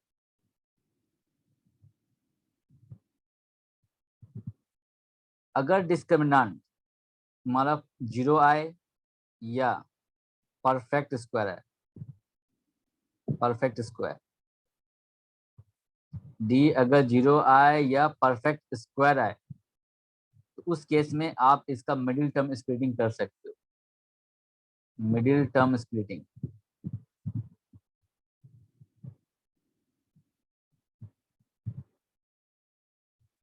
जो आप पहले भी करते आए हो। लेकिन मिडिल टर्म स्प्लिटिंग का जब कंडीशन आता है ना, तो हम लोग डायरेक्ट उतना अप्लाई नहीं करते, हम डायरेक्ट फॉर्मूला अप्लाई करते हैं। आप लोग ये फॉर्मूला पढ़ चुके हो कि जब भी आपका, अगर सिंपल सा बात है कि अगर तीनों टर्म जब भी रहे ना, तो आप इस सब ज़्यादा दिमाग लगाने से बेटर है कि आप डायरेक्ट फॉर्मूला अप्लाई करो, सिंपल रहेगा। क्योंकि फॉर्मूला लगा के आप सॉल्व करोगे, आंसर वही आने वाला है। अगर इक्वेशन ऐसा रहा तो आपको फॉर्मूला लगाने की जरूरत नहीं, डायरेक्ट सॉल्व करो, ठीक है। या सी जो रहेगा तो पीछे जो बताए वो अप्लाई कर दो। लेकिन अगर तीनों टर्म रहा, ए भी रहा, बी भी है, सी भी है, तो आप डायरेक्ट ये फॉर्मूला अप्लाई करो सिंपली। मिडिल टर्म स्प्लिटिंग करना थोड़ा सा लेंदी हो जाता है कभी कभी बच्चों को, जिसको आता है अच्छे से वो उसको कोई दिक्कत नहीं है। जिसको नहीं भी आता है, आप ये फॉर्मूला अप्लाई कीजिए, इस फॉर्मूला से आपका आंसर आ जाएगा। या तो फॉर्मूला पहले ही पढ़े हो 10th में, क्या था, माइनस बी मतलब एक्स का coefficient plus minus root over, जो डिस्क्रिमिनेंट निकालते हैं वही बी स्क्वायर माइनस 4ac, वो रूट ओवर के अंदर रहेगा बाई 2a। एक क्वेश्चन देख लो, जैसे 2x² minus 5x plus 2 equal to 0। इसमें देखिए a का वैल्यू कितना है, 2 है, b का वैल्यू कितना है, -5, c का वैल्यू क्या है, 2 है। आप इसमें डायरेक्ट फॉर्मूला अप्लाई करो, माइनस बी कितना है इसमें, -5 प्लस माइनस, ये क्या है, -5 का स्क्वायर -4, ए हो गया आपका 2, सी हो गया 2 आप बाई 2a, है ना। 2a, ए कितना है मेरे यहाँ पर, 2 है। तो इसको सिंप्लीफाई करो, कितना हो जाएगा ये अच्छे आपका, minus minus plus, plus minus, -5 का स्क्वायर 25, फिर 4 टू जा 8 टू जा 16, नीचे हो गया 4, 5 प्लस माइनस, ये हो गया आपका 25 माइनस 16 हो जाएगा 9 हो जाएगा, 9 का रूट ओवर 3 आ जाएगा। तो आपका एक आंसर हो जाएगा 5 प्लस 3/4, दूसरा हो जाएगा 5 माइनस 3/4, ये हो गया 8/4 मतलब 2 आ जाएगा एक आंसर, और दूसरा आ जाएगा आपका 2/4 मतलब 1/2। एक आंसर 1/2 आ जाएगा, दूसरा आंसर 2 हो जाएगा। तो आपने क्या किया, डायरेक्ट फॉर्मूला अप्लाई किया, यूज कर सॉल्व कर दिया। या आप चाहोगे तो मिडिल टर्म स्प्लिटिंग से भी कर सकते हो, लेकिन उसके लिए पहले आपको डी निकालना पड़ेगा। डी अगर 0 आएगा या परफेक्ट स्क्वायर आएगा तभी मिडिल टर्म स्प्लिटिंग करेंगे। पहले ये बताओ, सबको मिडिल टर्म स्प्लिटिंग आता है क्या, सबको मिडिल टर्म स्प्लिटिंग सबको आता है, नो सर। Yes sir. नहीं आता, जैसे ठीक है, अगर सबको आता है तो देख लो, आता है यही सर। कुछ तो अच्छी बात है। एक मतलब यही क्वेश्चन है, इसको मैं मिडिल टर्म स्प्लिटिंग से बता रहा हूँ। पहले मैं इसका डी निकाल चेक कर लूंगा, डी कितना आ रहा है। तो डी निकालूंगा तो b² माइनस 4ac निकालूँ। ये नहीं कि आप क्वेश्चन दे दिए बस मिडिल टर्म स्प्लिटिंग में लग गए। तो बहुत सारा क्वेश्चन क्या होता है कि स्प्लिटिंग होता भी नहीं, और जिसको नहीं आता है उसको जरूरत नहीं है सीखने का भी, आप डायरेक्ट फॉर्मूला अप्लाई कीजिए। हो जाएगा 16, कितना आ जाएगा इधर 9, डी का वैल्यू हो गया 9। अब डी जो 9 आ गया, क्या ये परफेक्ट स्क्वायर है या नहीं है, देखो ये किसका स्क्वायर है, 3 का स्क्वायर है, किसी न किसी का स्क्वायर जरूर होना चाहिए। परफेक्ट स्क्वायर नंबर है 9, 16, 25, 36, ये सारे क्या है, परफेक्ट स्क्वायर नंबर। जो परफेक्ट स्क्वायर नंबर होते हैं उसका मिडिल टर्म स्प्लिटिंग आराम से हो सकता है। तो आप इसका मिडिल टर्म स्प्लिटिंग कर सकते हो, कैसे करते हो, एक्स स्क्वायर कोफिशिएंट को मल्टीप्लाई करते हैं कांस्टेंट टर्म के साथ, तो आएगा 2 इंटू 2 4। 4 को आप ब्रेक कीजिए, क्या क्या तोड़ सकते हैं, 1 इंटू 4, और तोड़ सकते हैं 2 इंटू 2, और तो कोई तरीका नहीं है। फिर चेक करना पड़ता है किसका ऐड या सब्ट्रैक्ट करके मिडिल टर्म आएगा, मिडिल टर्म 5 किसमें आएगा, इसमें आएगा ना, इसमें तो ऐड या सब्ट्रैक्ट करके तो आएगा नहीं, तो इसको एलिमिनेट कर दो, ये आपको लेना है।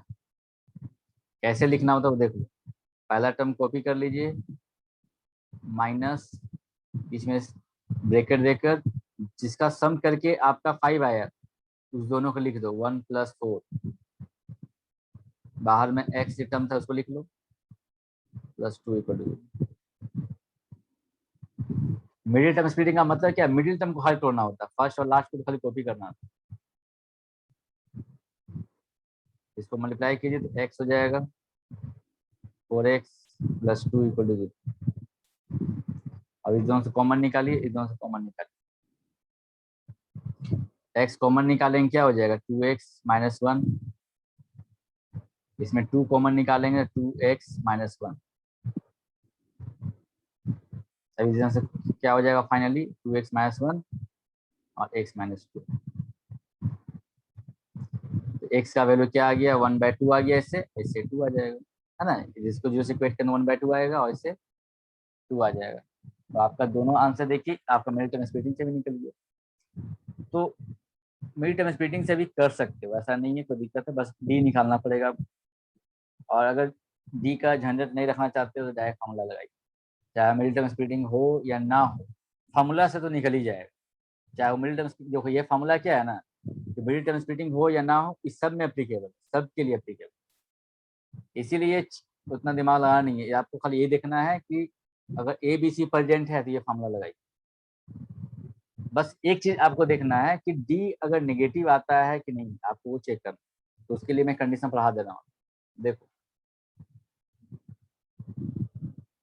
तो ये आप जान चुके हो कि ax² + bx + c = 0 का पहले डी निकालना है।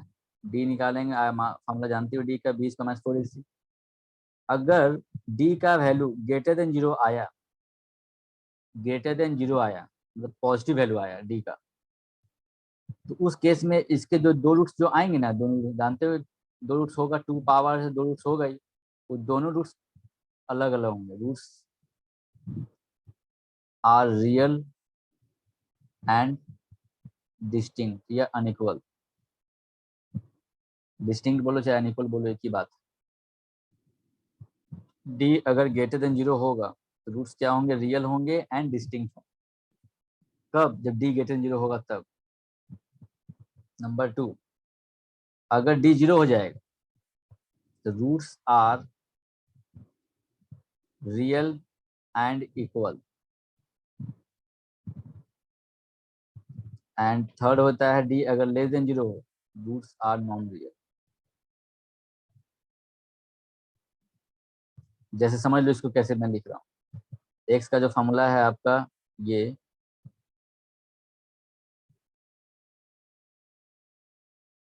जानते हो कि इसमें 2 सॉल्यूशन है एक्स का। एक्स का वैल्यू एक हो गया तुम्हारा -b प्लस पार्ट वाला एक अलग हो जाएगा, माइनस वाला अलग हो जाएगा।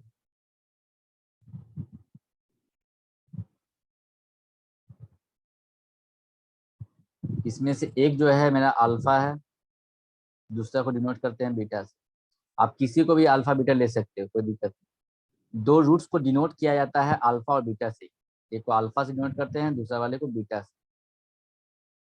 तो अब यहाँ पर बात ये उठता है कि अगर डी ग्रेटर देन 0 होगा तो रूट्स रियल एंड डिस्टिंक्ट क्यों लिखा गया। डी ग्रेटर देन 0 होने का मतलब है रूट के अंदर जो नंबर है, अगर रूट के अंदर जो नंबर है वो 0 से बड़ा है, जैसे मान लिए 5 है, तो √5 जो भी वैल्यू आएगा, अगर -b में उसको ऐड करते हैं √5 को, अब -b में -√5 करते हैं, तो क्या दोनों नंबर सेम होगा या डिफरेंट होगा, चलिए बताओ। -b में एक बार +√5 करते हैं और -b में -√5 करते हैं, तो क्या ऊपर का वैल्यू सेम होगा या डिफरेंट होगा। सेम हो जाएगा सर। नहीं होगा, जैसे सेम होगा। -b +√5 है और एक बार ये है तुम्हारा, तो दोनों सेम नहीं आएगा, ये प्लस माइनस है, इसमें माइनस में है, तो दोनों एड अप हो जाएगा, तो दोनों का आंसर अलग हो जाएगा ना। -5 बोल रहे हैं हाँ, इसलिए। एक में प्लस है ना, यहाँ पर प्लस है √5 और दूसरा में -√5 है, तो दोनों आंसर अलग अलग हो जाएगा। इसीलिए बोला जाता है कि डी ग्रेटर 0 होने पर रूट्स अलग अलग हो जाएंगे, डिस्टिंक्ट। डिस्टिंक्ट होने का वजह यह है कि एक बार -b में √5 ऐड हो रहा है और एक बार -b में 5 √5 घटेगा। मैं मान के चल रहा हूँ कि बी स्क्वायर माइनस 4ac आपका मान लो 5 आया, 5 मान लिए, 5 इसलिए ले लिया क्योंकि 0 से बड़ा कुछ भी ले सकते हैं। तो जब सोचो कि एक बार आप √5 जोड़ोगे, एक बार √5 घटाओगे, तो दोनों नंबर अलग अलग बनेगा कि नहीं बनेगा? जब दोनों नंबर अलग अलग है तो रूट्स भी अलग अलग हो जाएंगे, इसीलिए लिखा जाता है कि रूट्स आर डिस्टिंक्ट। डिस्टिंक्ट होने का वजह यही है क्योंकि डी ग्रेटर 0 है, बस में ये। और रूट के अंदर जब भी पॉजिटिव नंबर होता है उसको रियल ही कहा जाता है। रूट के अंदर अगर पॉजिटिव नंबर है, चाहे 1 2 3 4 कुछ भी हो, पॉजिटिव नंबर वो रियल होता है। रूट के अंदर अगर नेगेटिव होता है वो होता है नॉन रियल। रूट के अंदर नेगेटिव नंबर होगा वो होता है नॉन रियल। जैसे मान लो -5 है उसके ऊपर √, तो आप इसको बोल सकते हैं ये नॉन रियल। ठीक है, तो रियल का मतलब मैं बताना चाह रहा हूँ कि √5 अगर आ गया तो जैसे कहने का मतलब है कि डी ग्रेटर देन 0 रहा तो रूट्स रियल भी होगा और अलग अलग होगा दोनों। अगर डी 0 हो जाए, अगर डी 0 हो जाए तो सोचो ये टर्म 0 हो जाएगा पूरा। डी 0 होने का मतलब ये पूरा 0 हो जाएगा। ये -b + 0 करो चाहे -b - 0 करो, ये सेम होगा या डिफरेंट होगा? -b सेम + होगा, 0 करो, सेम होगा सर। ये सेम हो जाएगा। तो 0 ऐड करने से 0 सब्ट्रैक्ट करने से अलग नहीं होता है, 0 में सेम हो जाएगा। यही वजह है कि इसमें बोलते हैं रूट्स आर इक्वल। इसमें रूट्स क्या हो जाते हैं? इक्वल हो जाते हैं 0 में। ठीक है, रूट्स आर इक्वल हो जाते हैं। रूट्स रियल है, रूट के अंदर नेगेटिव तो नहीं बना। लेकिन डी जब लेस देन 0 होता है, यानी आपका डी बी स्क्वायर माइनस 4 इसे नेगेटिव आ जाए, लेस देन 0 होने का मतलब क्या है? नेगेटिव आ जाए, तो उस केस में हमारा रूट के अंदर नेगेटिव नंबर आ जाएगा। और रूट के अंदर नेगेटिव नंबर आ गया तो रूट के अंदर नेगेटिव आने का मतलब नॉन रियल। और नॉन रियल नंबर को आप कंपेयर नहीं कर सकते कि कौन ग्रेटर है कौन लेस है, इसीलिए उसमें हम इक्वल अनइक्वल वर्ड यूज नहीं करते हैं नॉन रियल में। इसीलिए डी जब लेस देन 0 होगा ना तो आपको खाली लिख देना है roots are non real, that's it. लेकिन डी इक्वल 0 होगा तो रूट्स इक्वल भी होंगे और रियल भी होंगे। डी ग्रेटर देन 0 होगा तो रूट्स रियल होंगे और डिस्टिंक्ट होंगे। ठीक है, किसी को कोई कंफ्यूजन पॉइंट पे देख लो, किसी को भी कोई confusion? Anshu? No sir. No sir. ठीक है, एग्जाम्पल भी देख लेता हूँ सबका एक, तो उसमें आ जाएगा अच्छे से। जैसे मैं ले लेता हूँ आपका x² - 4x + 4 = 0। चलिए इसका डी निकालते हैं। डी कितना आएगा? -4 b का स्क्वायर, b कितना है इसमें? -4 है, a मेरा 1 है, c मेरा 4 है, तो b² - 4ac, ये -4 का स्क्वायर 16 हो जाएगा, 4 हो जाएगी 16 हो जाएगा। आंसर क्या आ गया? 0 आ गया, डी 0 आ गया। तो इसका मतलब रूट्स क्या हो जाएंगे? सर इक्वल रूट्स आएंगे और हाँ, real. Roots are real and equal. अब रूट्स निकालते भी हैं, चलो उसके रूट्स निकाल देते हैं, फॉर्मूला अप्लाई करो। हम डी लिख रहे हैं, ठीक है, b² - 4 इसी जगह पर हम डी लिख देते हैं। एक ये फॉर्मूला था, दूसरा ये था।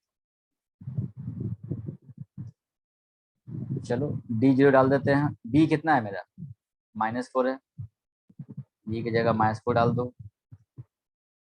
0 2a, a कितना है मेरा? 1, इसमें भी वही डाल ही देते हैं -4।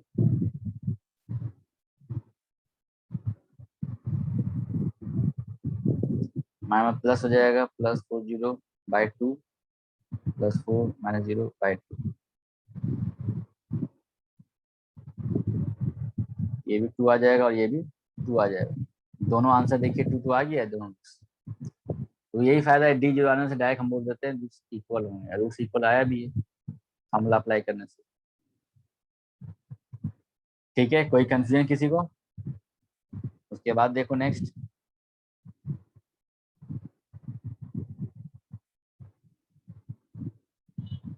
मान लो 2x² + 5x + 3 है। इसका डी निकालिए।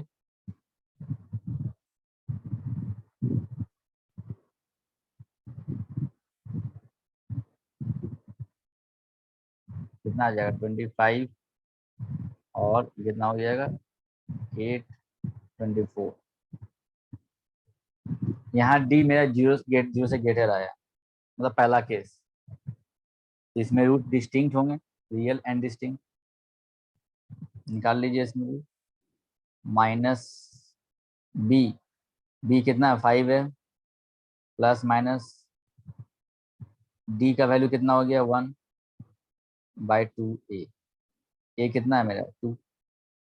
डायरेक्ट फॉर्मूला पुट कर दिए, फॉर्मूला है ना ये, मैंने वैसे ही पुट कर दिया। माइनस बी कितना है 5 प्लस माइनस रूट डी निकाल चुके हैं 1 पुट कर दिए बाई 2 ए में कितना है 2। जिसको क्लियर नहीं समझ आएगा वहाँ अनम्यूट करके बोल देना, मेरे रिपीट कर दूंगा मैं। तो 4 हो गया, एक और प्लस लेके चलिए, एक और माइनस, तो ये क्या हो जाएगा माइनस, क्या बोले सर -1 आ जाएगा। हाँ -1 आ जाएगा, एक में आ जाएगा 3 -3/2। तो दोनों आंसर आ गया। अब दोनों रूट देखिए ध्यान से, अलग अलग आ गया, बस पॉजिटिव आने से रूट्स आपका क्या हो गया अलग अलग आ गया, यही होता है। उसके बाद अगर हम मान के चल रहे next equation,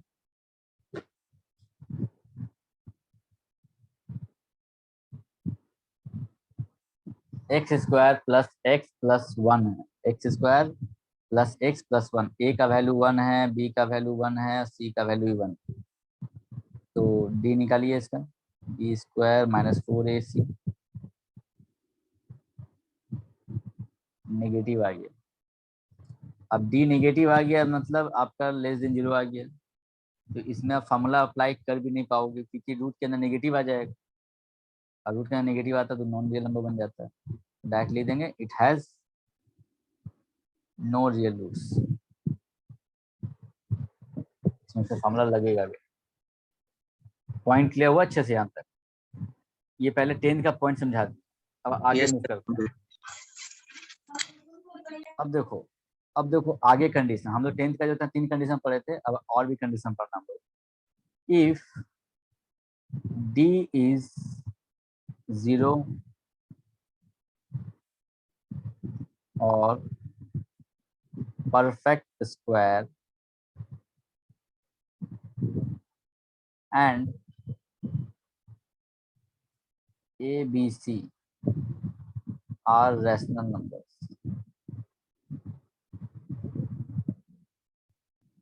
then roots must be rational number.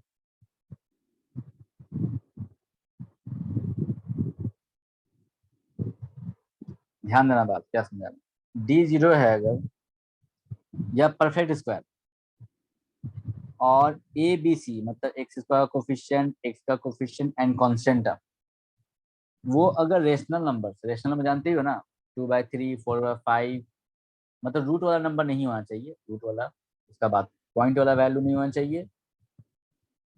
Point वाला मतलब वो जो नॉन रिपीटेड होता है ना, वो नहीं होना चाहिए। मतलब रेशनल नंबर हो सकता है, रेशनल नंबर जानते हो ना आप लोग क्या क्या होता है, 2, 3, 4 या आपका 4/5 4/6 कुछ भी ले लो फ्रैक्शन वैल्यू, कोई भी वैल्यू हो।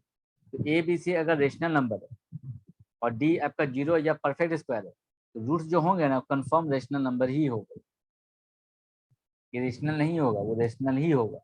चेक कर लो, एग्जांपल में दे देता हूँ। जैसे पीछे मैंने एग्जांपल दिया था, इस वही एग्जांपल है इसका। ये जो आप एग्जांपल देख रहे हो, इसका ए कितना है 2 है, बी 5 हो गया, सी में 3 है। क्या 2, 5, 3 को रेशनल नंबर बोल सकते हैं या नहीं, पहले ये बताओ। 2, 5, 3 को यस सर, रेशनल है। रेशनल नंबर तो है कि डी आपने निकाला, डी परफेक्ट स्क्वायर नंबर है कि नहीं, 1 यस सर। इसका स्क्वायर 1 का स्क्वायर है तो 1 का स्क्वायर है ना ये। हाँ 1 हो गया, 4 हो गया, 9 हो गया, 16 हो गया, ये सब परफेक्ट स्क्वायर नंबर है। तो डी आप देख रहे हैं यहाँ परफेक्ट स्क्वायर नंबर भी आ गया और ए बी सी आप जो देख रहे हो वो रेशनल नंबर भी है। तो रूट्स जो आया आपका आंसर, फाइनल आंसर, क्या ये रेशनल नंबर है या नहीं? यस सर है। है ना, रेशनल नंबर तो है। इरेशनल किसको बोलते हैं? जैसे √2 हो गया, √5 हो गया, इस टाइप का नंबर होता है इरेशनल होता है। वो तो इस टाइप में नहीं है। तो आपका रूट्स भी जो आया रेशनल आया, लेकिन किस कंडीशन पर? कंडीशन यहाँ पर ध्यान देना, रूट्स या तो D0 आ जाए या परफेक्ट स्क्वायर है। D0 आए या परफेक्ट स्क्वायर है एंड ABC रेशनल नंबर हो, तो रूट्स जो होंगे कंफर्म रेशनल नंबर। उसी का मैंने एग्जांपल दे दिया। एग्जांपल के लिए इसको याद रखना, 2x² + 5x + 3।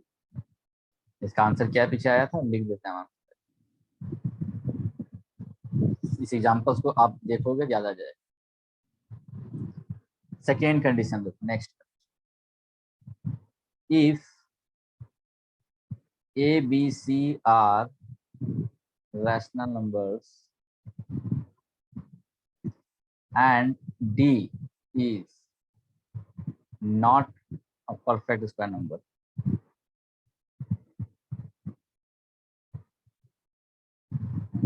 then roots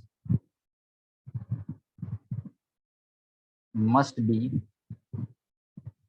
irrational and conjugate। क्या इसका मतलब है? इसको एग्जाम्पल से समझो तो उसमें आएगा अच्छे से। एग्जाम्पल ले लेता हूँ मैं, 4x² + 2x मान लो ले लेता हूँ 7। जैसे ये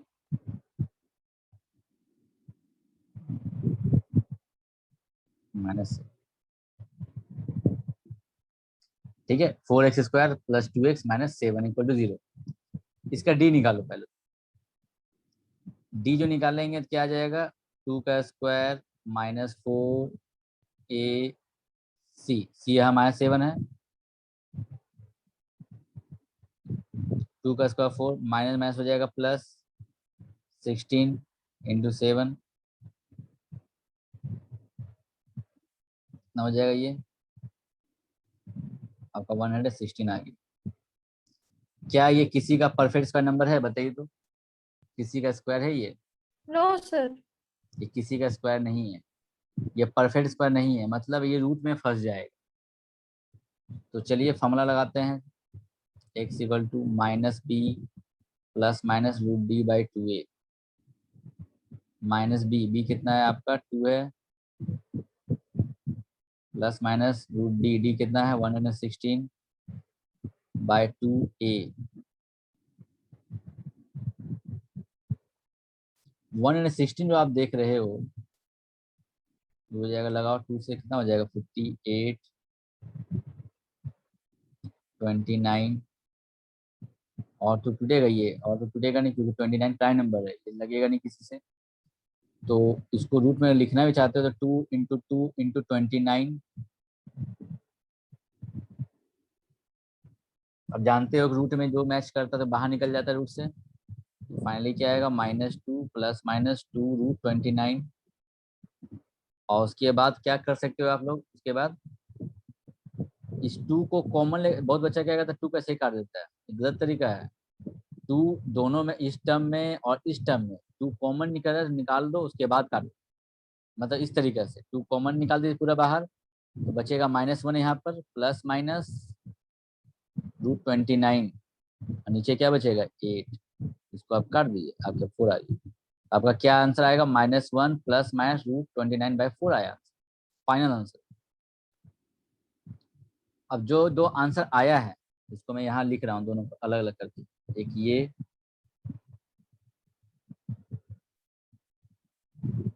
और एक ये। देख लो किसी को यहाँ तक कोई कंफ्यूजन है तो पहले पूछ लो, तब पॉइंट आगे बढ़ते हैं। यहाँ तो सबको क्लियर है अच्छे से? Aman? Yes sir. Yes sir. Aman तुम्हें क्लियर हुआ अच्छे से ये? हेलो अमन, आवाज आ रही है तुम्हें? हाँ सर क्लियर है। ठीक है, तो सेपरेट कर दिए यहाँ तक। अब ध्यान देना इस पॉइंट को, ये जो फॉर्मेट है देखो डिट्टो सेम जैसे नहीं लग रहा है, बस अंतर है यहाँ पे प्लस है तो यहाँ माइनस है। देख लो ध्यान से, आंसर जो आता है जब रूट में आपका फंस जाता है ना, उसका आंसर तुम ध्यान देना हमेशा एक ही टाइप का आंसर रहेगा, खाली प्लस और माइनस का अंतर है। देख तुमने कभी नोटिस किया है कि नहीं किया है, लेकिन ध्यान देना, अब देखना जब ट्राई करोगे क्वेश्चन बनाओगे, रूट में जब भी आपका क्वाड्रेटिक में आंसर आएगा तो दोनों आंसर सेम होंगे, एकदम डिट्टो सेम, बस अंतर क्या होगा, एक प्लस में दूसरा माइनस। और इस फॉर्मेट को बोलते हैं कंजुगेट। मतलब एक का फॉर्मेट अगर m प्लस रूट एन है, दूसरा कंफर्म होगा ये आंसर होगा। लेकिन रूट में फंसेगा तब, और रूट में तभी फंस सकता है जब डी मेरा परफेक्ट स्क्वायर ना हो। परफेक्ट स्क्वायर होता है तो रूट से बाहर निकल जाता है, परफेक्ट स्क्वायर नहीं रहेगा तो रूट में फंसना ही फंसना। और जो रूट में फंस जाता है वो तो इरेशनल नंबर होते हैं। इसीलिए मैंने क्या लिखा, रूट जो होगा कंफर्म होगा इरेशनल नंबर एंड साथ साथ कंजुगेट होगा। मतलब एक m प्लस रूट एन के फॉर्म में होगा तो दूसरा answer m minus root n के फॉर्म में होगा, एक प्लस के फॉर्म में दूसरा माइनस के फॉर्म में होना ही होगा। ये पॉइंट क्लियर हुआ सबको अच्छे से? कंजुगेट का क्या मतलब हुआ, एक जैसा आंसर रहेगा, सिर्फ रूट के आगे इसमें प्लस रहेगा और दूसरे वाले रूट के बगल में माइनस रहेगा। देख लो सबको क्लियर है पॉइंट? Yes sir. तो कंजुगेट Yes, का sir. मीनिंग समझ आ गया अच्छे से? कंजुगेट का मतलब यस सर। देख लो, किसी और बच्चे को लग रहा हो डाउट तो पूछ सकते हो।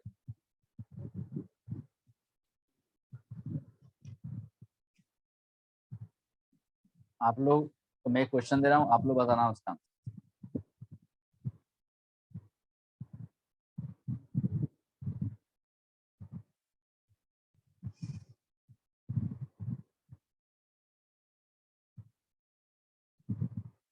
इसका आंसर बताइए क्या आएगा। रूट्स इरेशनल होंगे या रेशनल होंगे? बिना सॉल्व किए जाता, खाली डी निकालिए बस। डी निकाल के बताइए इसका रूट्स रेशनल होगा या इरेशनल, सिर्फ डी फाइंड करके बताइए।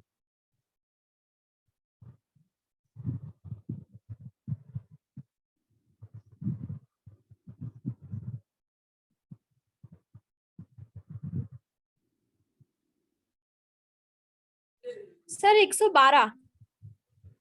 112 आ रहा है। Yes sir. डी 112 आ गया तो इसका मतलब परफेक्ट स्क्वायर नहीं है। यस तो आप सर। आप क्या बोल सकते हैं, रूट्स क्या होंगे इसका? इरेशनल होंगे। इरेशनल होंगे एंड कंजुगेट होगा, कंफर्म होगा। पॉइंट क्लियर है अच्छे से? ये देख लो, किसी को कोई कंफ्यूजन इस पॉइंट पे? तो इसका मतलब है कि एक रूट जो मान लीजिए निकलेगा तो एम प्लस रूट एन के फॉर्म में निकलेगा, तो दूसरा रूट कंफर्म ये निकलेगा ही निकलेगा। इसका बहुत बेनिफिट मिलने वाला है तुमको क्वेश्चन मिलता है, इसका बेसिस पे क्वेश्चन भी रहता है एग्जाम में, तुमको दे देता है कि सिर्फ एक क्वेश्चन, मतलब एक इक्वेशन का रूट ये है, तो बताइए उसका दूसरा रूट क्या होगा। डायरेक्ट बोल सकते हैं उसका नेगेटिव होगा बिना सॉल्व किए। अगर एक इक्वेशन का रूट ये है तो दूसरा रूट क्या होगा, 2 माइनस रूट 3 ही होगा। लेकिन इस चीज पे ध्यान देना कि वो हमेशा रूट में है कि नहीं चेक कर लेना पहले, रूट में रहेगा तभी पॉसिबल है। अब ऐसा तो मुझे दे देंगे तो क्या दूसरा रूट ऐसा होगा क्या? सर क्योंकि नो सर, इसमें नहीं बोल क्योंकि सकते आप। 47 है। हाँ परफेक्ट स्क्वायर है, इसमें बोलना गलत हो जाएगा ये, इसलिए इस चीज पे गलत, इस चीज पे ध्यान मत दीजिएगा, इस पॉइंट पे याद रखिए। जो रूट में फंस जाएगा उसमें एप्लीकेबल है, जो रूट में नहीं फंसेगा उसके लिए एप्लीकेबल नहीं है। चलिए तो ये पॉइंट क्लियर हो गया अच्छे से। नेक्स्ट पॉइंट देखो, अगर A x square plus B x equal to C 0 है and A plus B plus C equal to 0, मैंने अभी बताया था क्वेश्चन जो तुमने पूछा था, कोई भी इक्वेशन तुमको दिया गया A x square plus B x plus C equal to 0 और उसका कोफिशिएंट का सम अगर 0 है, इसका मतलब है then x equal to 1 must be root, must be root of the equation a x square plus B x plus C equal to 0 है and A plus B plus C equal to 0 है, इसका मतलब confirm है कि x equal to 1 जो होगा उसका root होना ही होना है। मैंने अभी पीछे एग्जांपल भी दिया था, जैसे एग्जांपल देख लो, तुम और भी दिखाता हूँ, नंबर में दिखाता हूँ।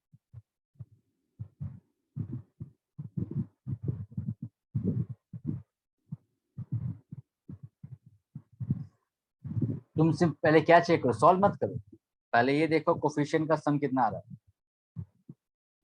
2 प्लस -3 प्लस 1 क्या हुआ, 0 आ रहा है, देखो तो कोफिशिएंट का सम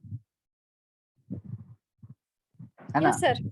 तो इसका मतलब है कि Yes, इसका sir. एक रूट 1 होगा ही होगा, बिना सॉल्व किए बता सकते हैं इक्वेशन।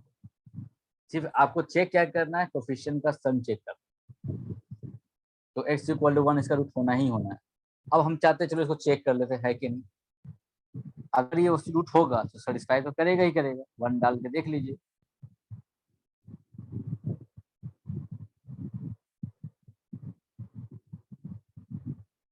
आगे 0 तो सेटिस्फाई करना ही करना है, इसीलिए सिंपली आप बोल सकते हो कि एक कोफिशिएंट का सम अगर 0 हुआ तो x इक्वल टू 1 उसका रूट होता ही होता है। इसीलिए इस पॉइंट को भी बहुत इंपॉर्टेंट पॉइंट है। ये क्वेश्चन पे देख ही लिया अभी आप लोगों ने, कैसे क्वेश्चन था इसके ऊपर। तो ये पॉइंट पे याद रखना, कोफिशिएंट का सम 0 होने पे ही आप अप्लाई कर सकते हैं। देख लो किसी को कोई कंफ्यूजन इस पॉइंट पे।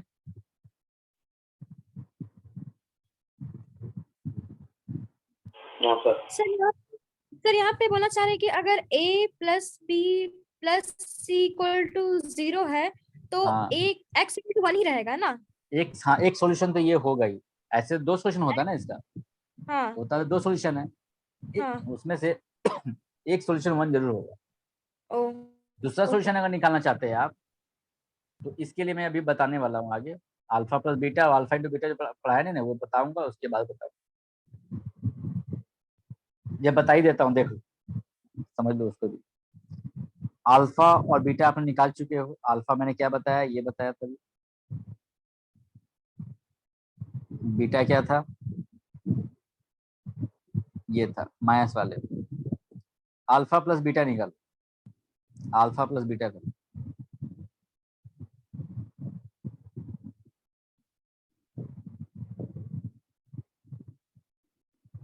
कैल्शियम लोगे 2a कैल्शियम 2a आएगा, ये हो जाएगा -b प्लस √d, फिर इसमें 2 कटिएगा 1 आएगा, 1 से इसको जब मल्टीप्लाई करो तो -b माइनस √d। देख लो कैलकुलेशन में किसी को कोई कंफ्यूजन यहाँ तक, इस दोनों कैल्शियम लेके सॉल्व कर, No, sir, no.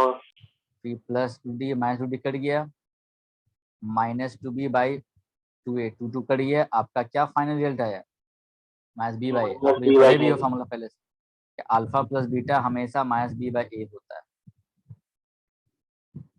ठीक है। उसके बाद देखो अल्फा इंटू बीटा, अब इस दोनों का मल्टीप्लिकेशन करेंगे,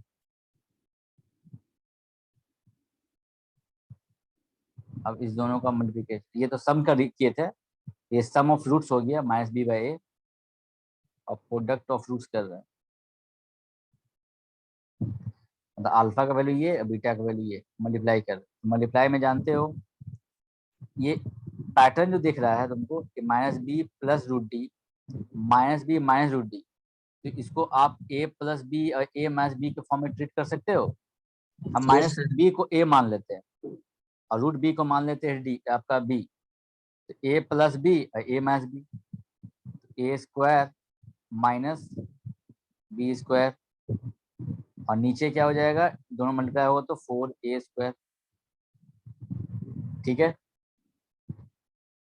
इसके बाद देखो इस पार्ट को मैं राइट में लिख लेता हूँ, -b स्क्वायर का स्क्वायर b स्क्वायर हो जाएगा, और √d का स्क्वायर कितना हो जाएगा, ओनली d, रूट का D हो स्क्वायर है जाएगा। तो है ना, और b स्क्वायर माइनस d बचेगा, और नीचे 4a स्क्वायर, तो मैं लिख लेता हूँ यहाँ पर b square by 4a square.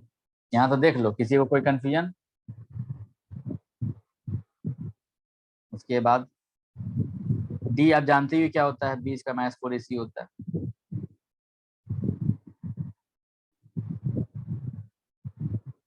Bracket open करोगे 4ac बाई 4a स्क्वायर, 4 करी है, a भी करी है, क्या आ गया फाइनली c बाई ए। यही आप लोग प्रूफ पढ़ भी चुके हो पहले भी, alpha into beta c by A. मतलब किसी भी इक्वेशन में अगर आपको पर इक्वेशन दिया गया है और इसका दो रूट जो होता है, x का दो रूट जो होता है alpha and beta, sum of roots करने से वो होता है x का कोफिशिएंट, ये b क्या है, x का कोफिशिएंट है, मतलब कोफिशिएंट ऑफ x माइनस है ना, माइनस b बाई ए था, bye coefficient of x square यानी माइनस b बाई ए, यही था ना, माइनस b बाई ए। ये क्या है, x स्क्वायर का कोफिशिएंट। इस टर्म में याद रखना है अच्छे से। और अल्फा इंटू बीटा जो आपने निकाले तो क्या आया, कांस्टेंट टर्म, सी क्या है, कांस्टेंट टर्म है C, constant term by coefficient of x square है। इसको लिख लीजिए constant term by coefficient of x square यानी सी बाई। ये दो रिलेशन इंपॉर्टेंट रिलेशन, ये बहुत हेल्पफुल, अभी बहुत इसका यूज होने वाला भी है। तो जैसे देखो अभी तुमने देखा जो इक्वेशन में x square plus B x plus C equal to 0 है और ए प्लस बी प्लस सी 0, इसका क्या मतलब हुआ, इसका मतलब ये हुआ कि x इक्वल टू 1 तो इसका एक रूट होना ही होना है, और एक रूट आपका होना ही होना है, इसका मतलब है कि आपका अल्फा मान लेते 1 है, दो रूट है ना, तो दो रूट में से एक रूट मैंने मान लिया, अल्फा को मैंने नाम दे दिया 1, जो एक रूट निकाल चुके हैं। दूसरा रूट फाइंड करना है, दूसरा रूट नहीं पता बीटा, तो हम ये जानते हैं ना रिलेशन, अब तो पढ़ चुके हैं हम लोग कि alpha into beta C by A होता है। क्यों ना इसका यूज किया जाए, alpha into beta C by A होता है, सी यहाँ पर ये कॉन्स्टेंट टर्म बाई ए, तो अगर अल्फा में 1 डाल देंगे बीटा इक्वल टू क्या आ जाएगा सी बाई। तो आप डायरेक्ट बोल सकते हो कि अगर आपका अल्फा मतलब एक रूट अगर 1 है तो दूसरा root constant term by coefficient of x square ही होगा। आप शॉर्ट में ये भी बोल सकते हो, अगर a प्लस बी प्लस सी यानी कोफिशिएंट का सम अगर 0 है तो एक रूट होगा 1 और दूसरा रूट होगा constant term by coefficient of x square. Short के लिए पॉइंट ले हुआ अच्छे से ये। Yes sir. किसी का मन में कुछ क्वेश्चन है राइज है तो पूछ लो, किसी को डाउट नहीं रहना चाहिए। तो क्वेश्चन बनाएगा तब होगा तब पूछे। हाँ वो तो ठीक है, लेकिन इसीलिए हम सब छोटे पॉइंट पे थोड़ा डिस्कस कर ले ताकि जो कॉन्सेप्ट समझा रहा हूँ वो कम से कम समझ में आ जाए, ताकि क्वेश्चन डील करेंगे तो तुमको कैसे टैकल करना है क्वेश्चन वो भी सीख जाओगे अच्छे से। क्वेश्चन बने या ना बने टेंशन लेने की जरूरत नहीं है, हम डील करेंगे साथ साथ, तुम्हें पे अपना अटेम्प्ट कर लेना, नहीं बनेगा तो भी टेंशन लेने की जरूरत नहीं है। तो मेरे साथ जब डील करोगे क्वेश्चन समझा देंगे कैसे कैसे टैकल करना है, तो तुम्हें स्मूथली बनाने लगोगे क्वेश्चन कैसे बनता है। हेलो, बस हाँ बोलो। बोल रहे हैं कि अगर बीटा की जगह हम लोग हाँ 1 लेते, जैसे x इक्वल टू 1 आए तो अल्फा आप हाँ माने हाँ है ना, हाँ हाँ अगर बीटा को मानते हाँ तो कोई फॉर्मूला दिक्कत माइनस बी बाई ए आएगा। नहीं है, वो ऐसा कोई बात नहीं है। जैसे मान लो अगर हम बीटा को 1 मान लेते सपोज, फॉर्मूला यही अप्लाई करो, तुम बीटा की जगह 1 डाल दो तो alpha equal to C by आ जाएगा, बीटा की जगह 1 डाल दो तो alpha equal to C by आ जाएगा। तो मेरा ये कहने का मतलब अल्फा बीटा दो रूट्स होता है, तो एक रूट में 1 है तो दूसरा रूट क्या आ रहा है सी बाई ए तो आ रहा है दूसरा रूट। जब मल्टीप्लाई में रहेगा तब ना, जैसे अल्फा बीटा मल्टीप्लाई में रहेगा तब सी बाई ए नहीं आएगा, है ना। नहीं हाँ मल्टीप्लाई में रहेगा तो हम मल्टीप्लाई लेके चल ही रहे हैं, ये दिया थोड़ी हाँ, रहेगा क्वेश्चन में, अगर तो हम लोग यूज प्लस, कर रहे हैं। प्लस वाला से बनाना ओके चाहती हो तो प्लस वाला बना लो, कोई दिक्कत नहीं ओके। है। आप उससे भी बना सकते हो, कोई दिक्कत नहीं है। ठीक है, कोई कंफ्यूजन किसी को? चलो आगे मूव करते हैं थोड़ा सा पॉइंट। अब कंडीशन नेक्स्ट देखो, अगर बोला जाए आपको कि if one root is reciprocal of other,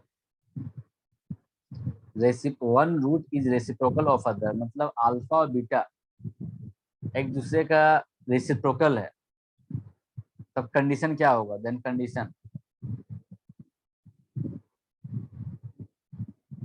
जैसे देखो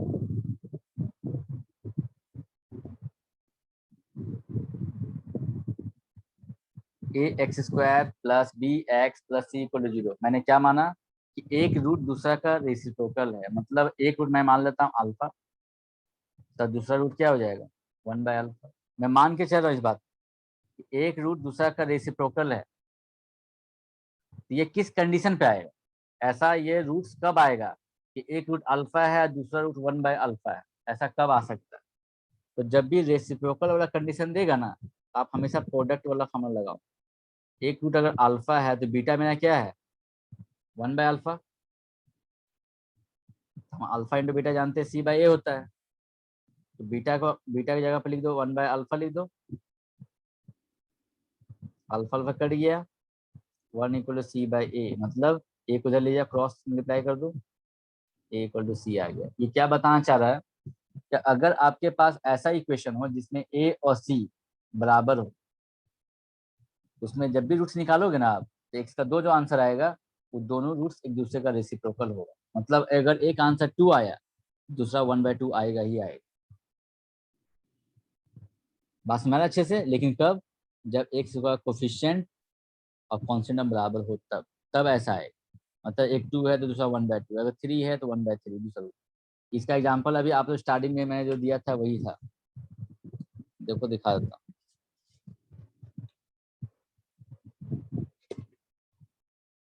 ध्यान से देखिए, ये एग्जांपल दिया था आप लोगों को, 2 सेम है, इसका जो आंसर अपन निकाले थे क्या आंसर आया था 2 और 1/2 आया था। एग्जांपल मैंने तुमको पहले ही दे दिया था, देख लो, कोई कंफ्यूजन किसी को।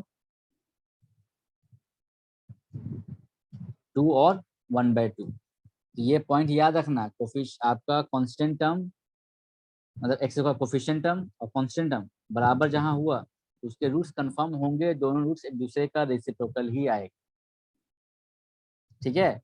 इस चीज को याद रखना है, बहुत इंपॉर्टेंट पॉइंट है ये सब। इस क्वेश्चन में तुमको हेल्प मिलेगा अभी, तुम लोग क्वेश्चन ट्राई करना, नहीं बने तो कैंसिल लेने की जरूरत नहीं है, डील करूंगा मैं फिर कुछ। नेक्स्ट कंडीशन देखो, इस क्वेश्चन में कंडीशन दिया जाता है, तुम लोग क्वेश्चन में डील करूंगा इसके ऊपर। अगर मान लो ये दिया जाए one root is negative of other,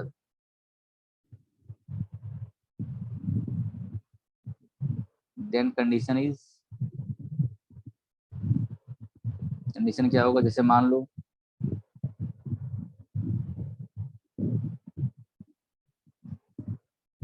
question में क्या दे रहा है, समझा रहा है कि अगर अल्फा और दूसरा रूट उसका नेगेटिव है, मतलब बीटा माइनस अल्फा है,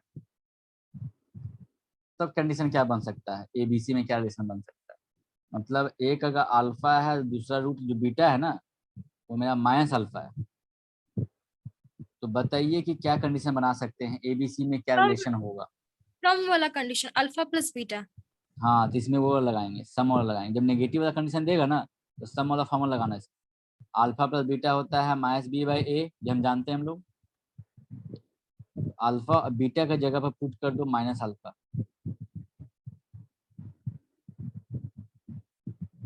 तो प्लस अल्फा माइनस अल्फा करिए 0 हो जाएगा, क्रॉस मल्टीप्लाई कर दो B इक्वल टू क्या हो जाएगा 0।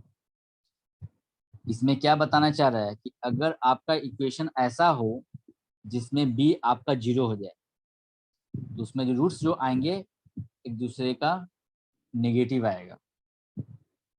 एग्जाम्पल देख लो कौन सा ऐसा है, तो मैंने ये बताया था पहले भी, देख लो। मान लो 4x² - 16 इक्वल टू 0 है, इसमें B कहीं है, देख लो तो B नहीं है, इसको सिंपली सॉल्व कर दो। चलो, इसको मैंने बताया था कैसे सॉल्व करना है,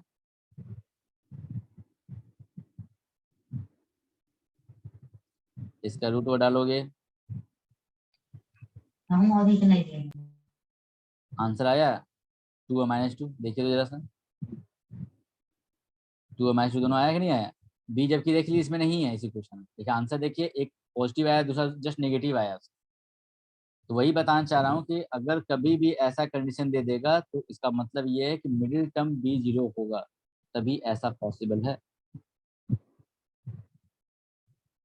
ठीक है, अब तुम लोग का इसके बाद लास्ट टॉपिक इसमें जो बचा हुआ है पॉलिनोमियल इक्वेशन निकालने कि अगर मान लो सम ऑफ रूट्स पता हो, if sum of roots and product of roots